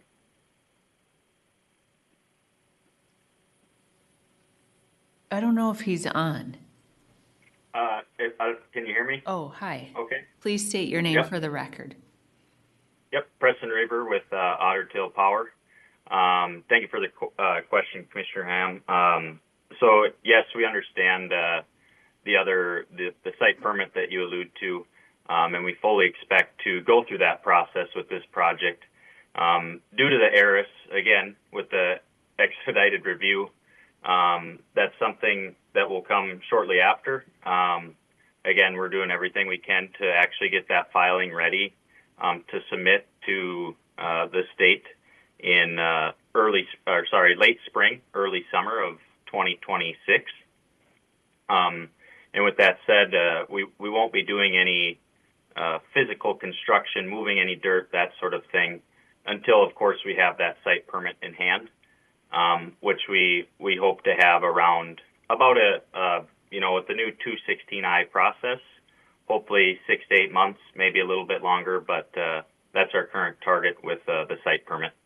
Yeah, our siting step raised me a serious concern that typically the developer asking for 1 year construction, physical construction. So to do that, I think if you file this application middle of 2026, they will be forced to complete that within 6 months. Lately, we have a serious concern from the public, even with the battery project. I don't know how much you guys are doing pre-application process and having open house and communicating with the people around that battery asset. Yep, another excellent point, Commissioner. And that's essentially the reasoning for the site permit submittal in late spring or early summer, because we fully expect to have some of that open house type conversations over the winter months here, January, February, March. A lot of that community outreach ahead of time. With 216I, there's a lot of upfront environmental studies that occur and go into that site permit. And at the end of the day, if the site permit, we're not asking for an expedited site permit. Again, we're just leaning on the process of that new 216I, and if we're able to receive that in January, that's awesome. But if it does take that full year from submittal, Minnesota construction season a lot of times doesn't open up until that May-June timeframe anyway, so that will also be workable. Okay, thank you. And I hope you guys can communicate with our siting staff to make sure that they're comfortable with the situation. Yes, absolutely. Okay, so probably this is our last question. So the way I was reading your application, your interconnection point is a bit unclear to me. So you have existing solar interconnection, physical interconnection point, right? Yep. So to that point, the solar connection is on the 34.5 kV system or the 41.6 system. And the battery will be a standalone interconnection on the 115 system that is located in that substation. So is it going to be a same substation with a different voltage, or is it different substation? Yep, correct. The former. It's the same substation, but different voltages. Okay, thank you. That's why I proposed a condition, the decision option 13, to make sure that you guys are fully utilizing that the battery capacity for the solar, to make sure that we need that information and that we need to review that. That's why I proposed that my decision option 13. Thank you. Commissioner Partridge, do you have questions? Thank you, Chair Steben. So I guess a quick follow-up on the permit. In the briefing papers, it mentioned that you may be ready to file for the permit application in Q1 of 2026. Did that get moved back, or are you still aiming for that time frame? Yeah, thank you for the question, Commissioner. I think that's a best case scenario. That's if we're able to do a lot of the upfront permitting work that's required, environmental work, and the public outreach. But like I had mentioned, springtime Q2 of 26 is also a reasonable outcome for us. Again, the sooner we can submit it, the quicker we get it or earlier we get it on the back end, but we also do not want to rush the environmental and the public outreach aspect of the site permit. So it's a fluid situation of which we'll work through with the community and our engineering staff to get things in the right situation to file that site permit. Okay, thank you. And then I also wanted to, so Commissioner Hom filed his new 13, and I was thinking of something a little bit similar to this, or actually maybe not exactly this, but it was with reference to the statutory requirement on including storage within the renewable energy rider, and that is that it allows recovery of those expenses, but you have to show that it either improves the project's economics, ensures project implementation, or, and this is, I think, the last factor, the last option is what you all kind of held up as your justification, which is that it advances research and understanding of how storage may improve renewable energy projects or facilitate coordination and with the transmission necessary to transport it. And so when I looked at that, I think you stated that as your objective, and I think that Commissioner Hom's new decision option sort of incorporates that general concept. But I just wanted to flag for you all that, as a small utility, I think that this information will be especially helpful for other small utilities and potentially small cooperatives. So we don't need to add that into the order, but I hope that as you do file your lessons learned and how this new project helps you gain a better understanding of storage and battery deployment, that you'll really think about it from that lens of the smaller utility experience and help to provide information to other small utilities on how to best pursue these projects. That's all I had. My question is on the jurisdictional allocation, and again, like maybe this is in the record and I don't have it in, or I'm just thinking about it differently, but having been through the Hoot Lake solar jurisdictional allocational question and then seeing fuel cost filings that show the benefits of Minnesota jurisdictional customers taking 100% of the benefits of Hoot Lake Solar. My question is, should we just, and this is first to the utility and then to the department, is there sufficient evidence in this record now to just, and we haven't talked about it as commissioners, obviously, but just take 100% of the costs, the jurisdictional costs now, and assign it to Minnesota customers with the expectation that Minnesota customers will get 100% of the benefits. And because it's a battery and because that's new for Otter Tail and it's new for us as regulators, some questions come to mind that I don't know what the right answer is right now. But one question especially that I was thinking about more is Otter Tail has extreme weather like other utilities, but is especially, or can be especially vulnerable to gas supply issues, for example. And we've seen that in previous filings where we've approved backup generators, for example, at your existing or your new gas plant. And I see in the record that, this will reduce your expected unserved energy need by about 50%. And it will significantly reduce purchase power costs over the life of the project. All of that is really great and points me towards why not, if there's enough evidence, just assign the costs and then get the full benefits to Minnesota customers at this point. Instead of, I guess if South Dakota wants their jurisdictional share, fine. But if it would be a benefit to customers to get it, then we should take it. And I think, so what about that, Ms. Donofrio?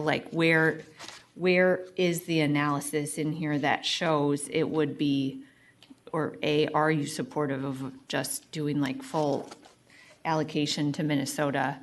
And then is there economic evidence in here yet, because it's a battery and because it's kind of different, of whether that would be beneficial to your Minnesota customers? Madam Chair, thank you for that question. I am going to turn that one over to Nate Jensen. Mr. Jensen. Chair Stephen, that's definitely something that we'd be supportive of, applying this just 100% to our Minnesota customers. I think if you look at, I'm not sure if you have our petition in front of you, but Figure 2 shows our winter capacity position. In your trade secret initial filing? Correct. The trade secret Figure 2. Page 11. Okay. And you can see how, after the addition of the battery, again, there's a lot of moving pieces right now in MISO, but this is our best look today, given DLAW accreditation, that if we take, this table assumes Minnesota takes all of the battery, that's still not a lot of margin for error there. On the far right, you can see our net position. And I think South Dakota is in a lot different spot, given the fact that we are not ordered to leave Coyote. So South Dakota is still going to have their share of Coyote in their mix, which makes our South Dakota system look different than our Minnesota system. And so that capacity position, you think, is evidence enough of why we should take 100% of the allocation to your customers? Chair Stephen, I think that is a very good reason to do so. So as a resource planner, I get that. And yes. Dr. Rackow, for the department, what about as an economist? Is there a different measure or metric to look at that, or different evidence in the record where you or the department think that would be a wise investment or a wise decision for the commission to make now? The department, in reading through the Otter Tail's petition, they said they were going to ask South Dakota, and it seemed reasonable for them to at least ask South Dakota if they're going to pay. But if ultimately the question is there evidence to support Minnesota taking 100%? Yes, I think you could do that if you wanted to in the end. But where do I see that evidence? I get they said they'd ask, because that's what we do on jurisdictional stuff, but I want analysis of over time of energy that was not purchased because instead they're relying on the battery to discharge during peak weather, for example. Do we have that in here, or any type of economic analysis to show how it would pay off? The evidence you would rely on would be the Commission's order in the resource plan, which found 20 to 75 megawatts of storage was needed on the system, and now they're acquiring the resource to fill that 20 to 75 megawatt need. Yeah, I get that, but I'm like asking about the net benefit to customers of seeing that once the battery's operational, they won't have to go out and, purchase more energy from MISO, and we'll see savings in the fuel clause, for example. Like down the road, it's going to help too. That I guess Correct. will. That's correct, Commissioner. That would have been picked up in the resource plan that led to the Commission choosing the battery. Yeah, okay. And the jurisdictional difference between taking 100% of the benefits versus 86% or whatever it is, that's contained enough in this record too, where you think it would be a wise choice for us to assign all of the costs to Minnesota? Correct. Either amount would be within the range the Commission established. Whether South Dakota takes them or not, it's still within the 20 to 75 range. Commissioner Partridge. Thank you, Chair Steben. So, Chair Steben, I had looked at this as well, and one of the things, and maybe I'll ask Dr. Rakow if I'm thinking about this correctly, that I looked at that made me feel really comfortable with this idea of us taking 100% of the benefits is that in the record, the company noted that even after you factor in degradation of the battery, which is just a fact for batteries, that this particular project was estimated to be 25% less expensive than the next lowest cost PPA. And so, Dr. Rakow, when I looked at that, and then I think there was also an estimate that the proposal was over $14 million less costly in the long run than the next best project that Otter Tail could find. Looking at that and then considering that we have this identified need, it seemed to me like if we give up any portion of this additional capacity, then we would potentially have to go purchase it at this higher, significantly higher cost that is associated with the next lowest cost PPA available. Am I thinking about that right? Commissioners, I don't remember the specific gap between Otter Tail's project and the others, but yes, it was the least cost project. The one thing to be aware of is all the numbers from all the bidders were not very firm. Okay. Some of them didn't even know what their battery technology was, for example. So there's limits to how far we can take those numbers. Sure. Hence my concern why it's not baked as like what you get like for an XL bidder. Sure. Okay. And I think Commissioner Sullivan.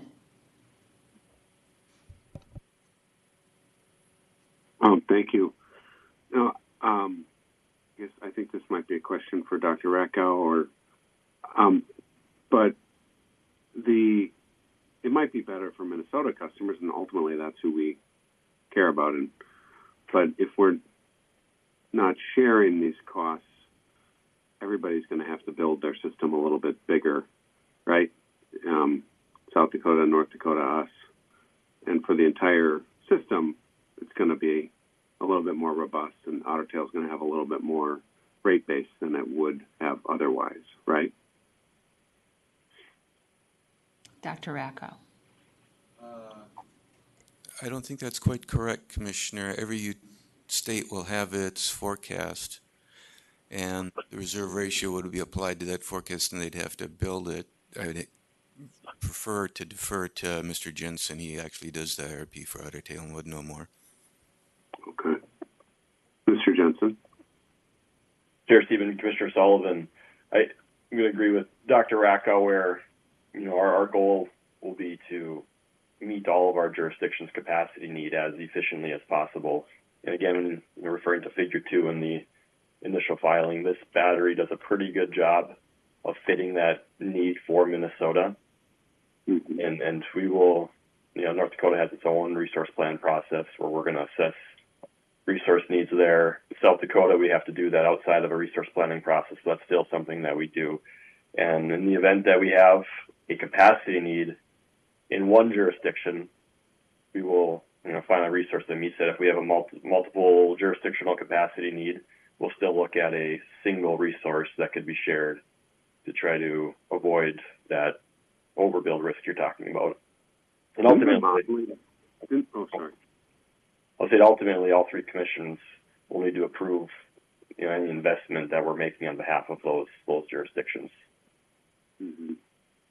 In the modeling, though, it was in your base case and your your non-externalities. It was cost effective, not including externalities, right? So would have been a system resource, right? Are you referring to this battery? Yeah. If I recall, the battery did not show up in our base case. The battery was a result of the negotiation process with the parties. Okay. Otherwise, what would have been organically would have come up would have been a CT. Is that right? Okay. Chair Stephen, Commissioner Sullivan, I would say that it would likely be a battery. That a lot of things have changed since our IRP in MISO as far as direct loss of load accreditation. And right now, Minnesota, our Minnesota system's in a real good spot in terms of energy. When we look at adding Abercrombie Solar, Solway Solar, pursuing a wind project. But we do have a capacity need. And the pricing for our battery right now, when you need just capacity, is the least cost option for meeting those needs. In Minnesota, like the capacity shortfall is in Minnesota. It's not in the other parts, it's not in North Dakota or South Dakota. Is that right? The need looks different. There might be a slight need there, but again, we're not exiting coyotes on behalf of our Dakotas. Yeah. So they still have coyote, which is a good capacity. Capacity there. Okay. Okay. Thanks. Thanks for answering the questions. And Mr. Jensen, again, this is a lithium ion phosphate battery. There are other batteries of this technology that operate in extreme cold conditions, which I would characterize we have in the upper Midwest. And the project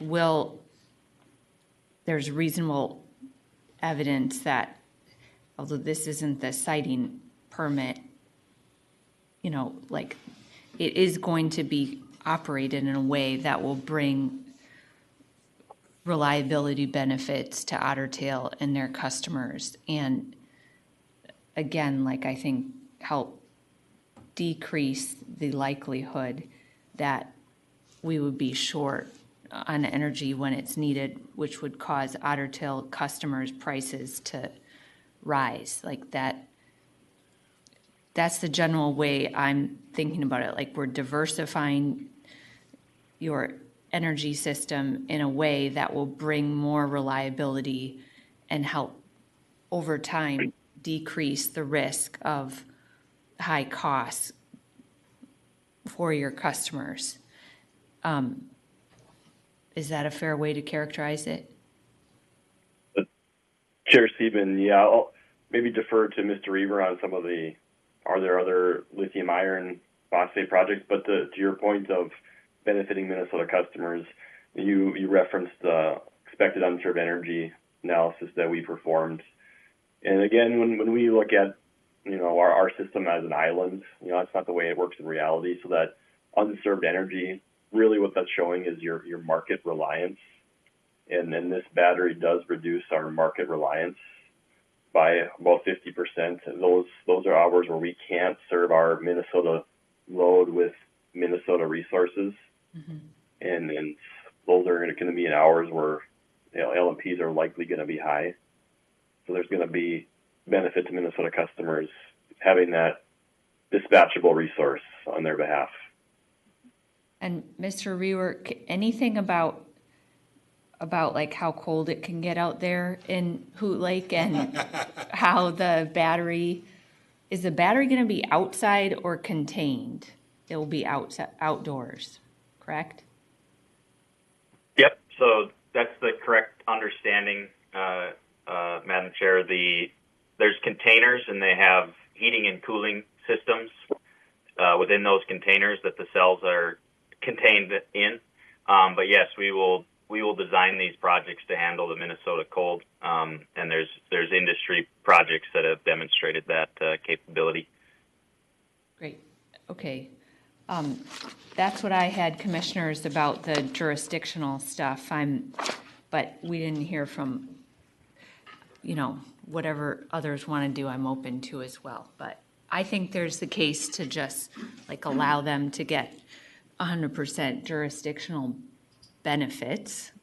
Unfortunately, that means we'd have to assign 100% cost too, but am open to the language that's in the briefing papers around maybe it's best that they request some of the jurisdictional costs from South Dakota and then leave that open. So I'm sure that I think it's important for us to continue to seek to have a integrated relationship with both our Dakota neighbors as much as possible. I know Otter Tail has worked carefully to mitigate some of the disputes that they have cross borders and have come up with a relatively good plan that seems to be emerging over time as it relates to Hoot Lake. And so, but I think, as much as South Dakota wants to continue to have an integrated system, we should continue to want to work with them on a regular basis. So I think it's appropriate to ask, but I think I agree with you. I have no fear if they want to say no, and that's their right. We'll be able to address it and deal with it from there. And then and I know, sorry, we're going to take a short break then, but can you think about, Commissioner Tuma, is 9A the right language then, where we'd be requiring them to request cost recovery from South Dakota, or is it, it's a little weird, we're not requiring them then. That's a good So point.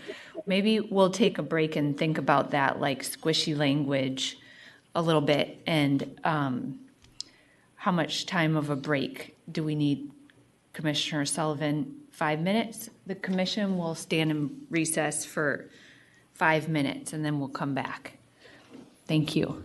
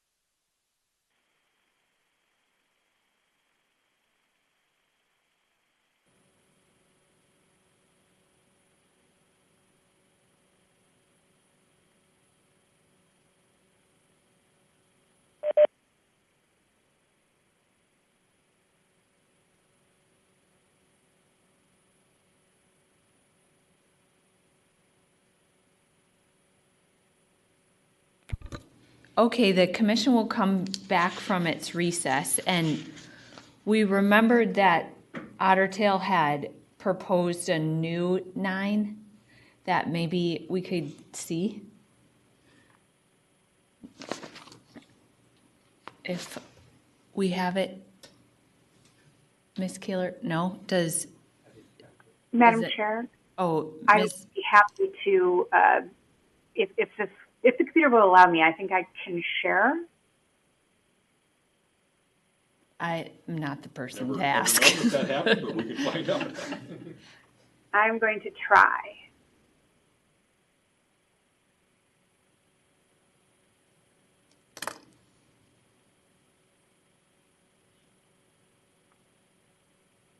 Hopefully.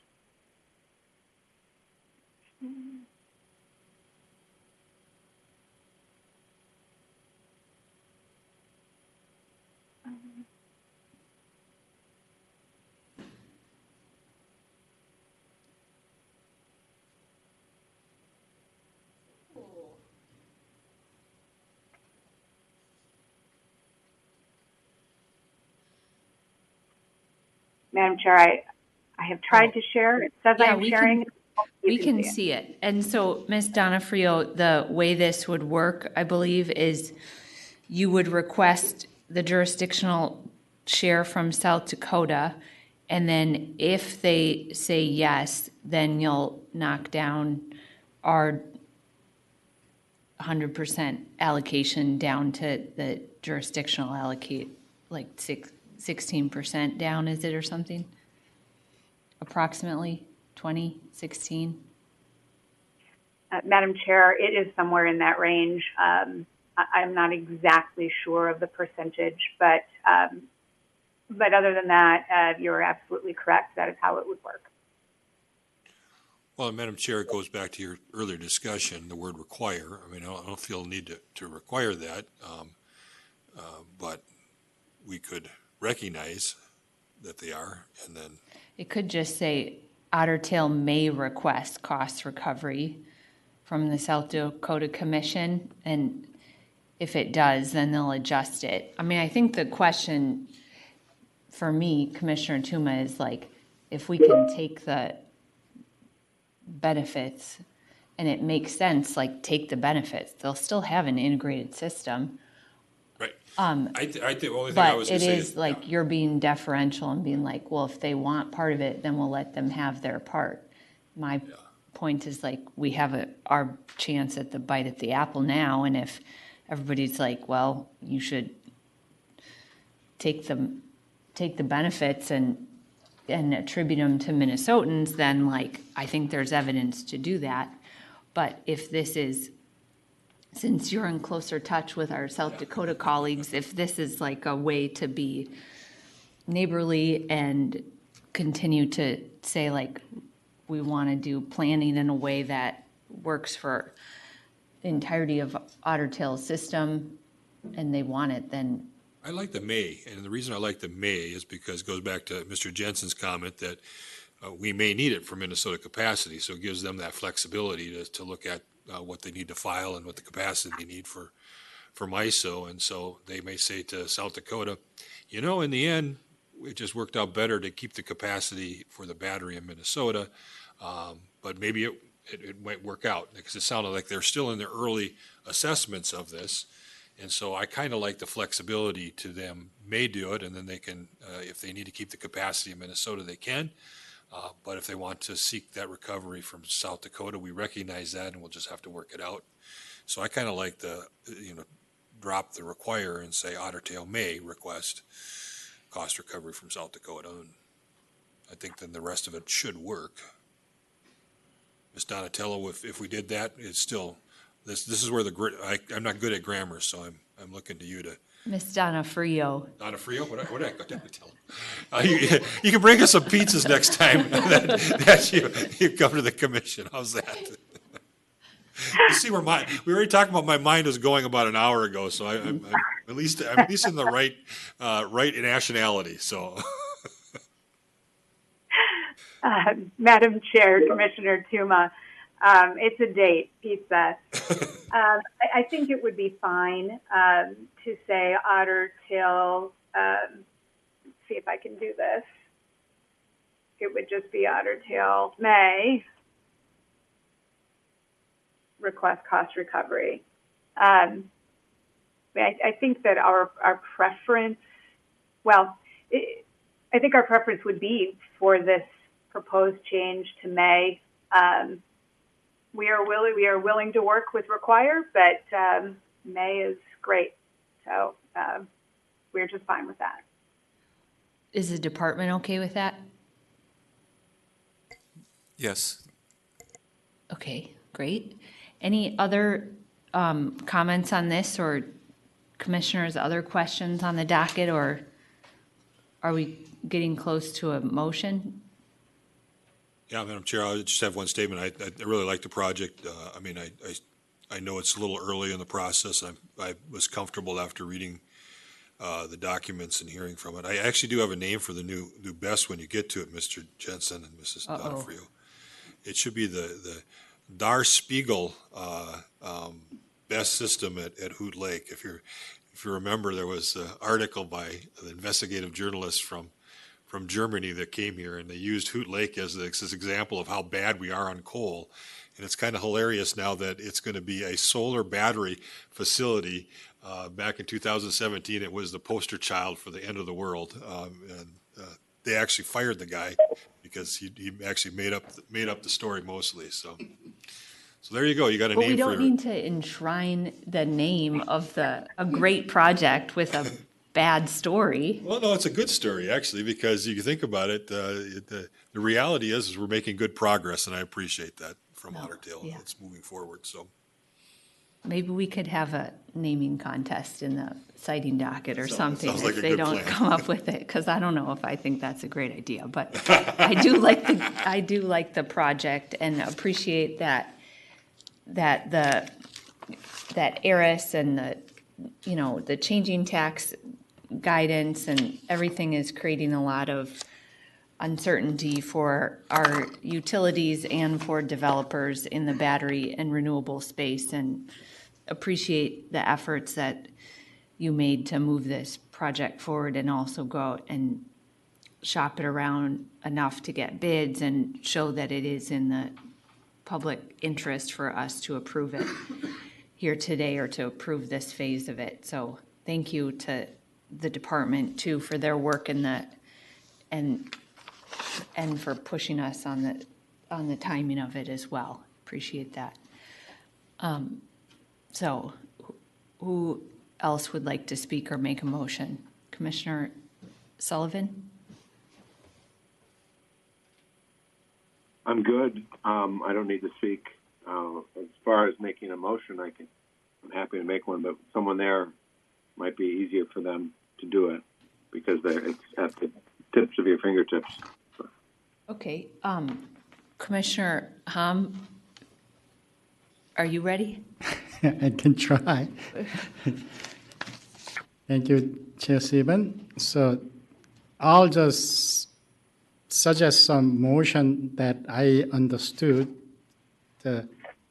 from our discussion. So decision option 1, 2, and then I'll leave the 3, and then I can discuss a little bit about it. And then I think my understanding is 6 was preferred among commissioners. And then 9 with modified language.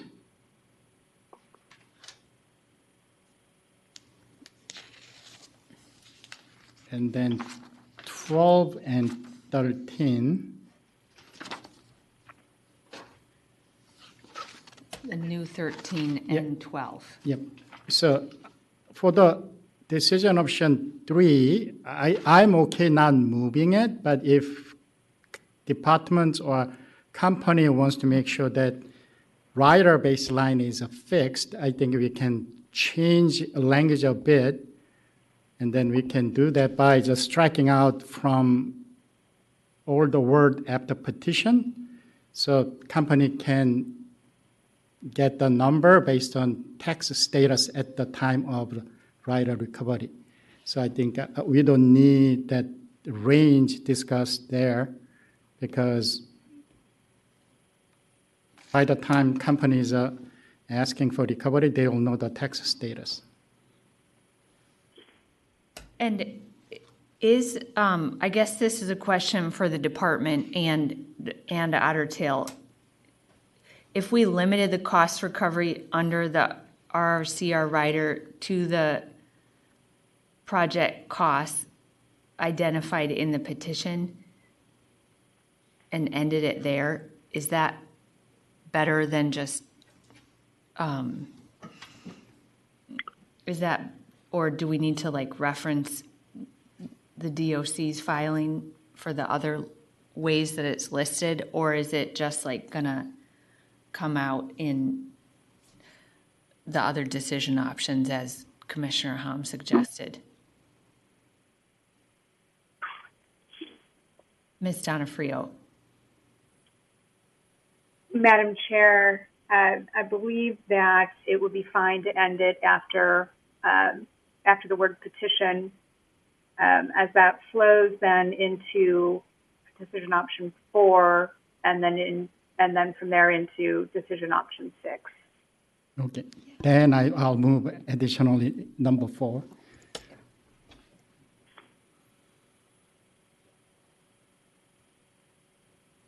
And I see the department's okay with that. Chair Sieben, Peter Teglin for the department. The department is okay with that. Okay, great. Any comments on the motion? And is it clear to everyone? Then we'll proceed to vote. Commissioner Partridge? Yes. Commissioner Hom? Yes. Commissioner Tuma? Yes. Commissioner Sullivan? Yes. I also vote yes. The motion passes 5-0. Thank you, everybody, for your time today, and I hope everybody has a safe and nice Thanksgiving. The commission is adjourned. Way before 9 o'clock. Thank you.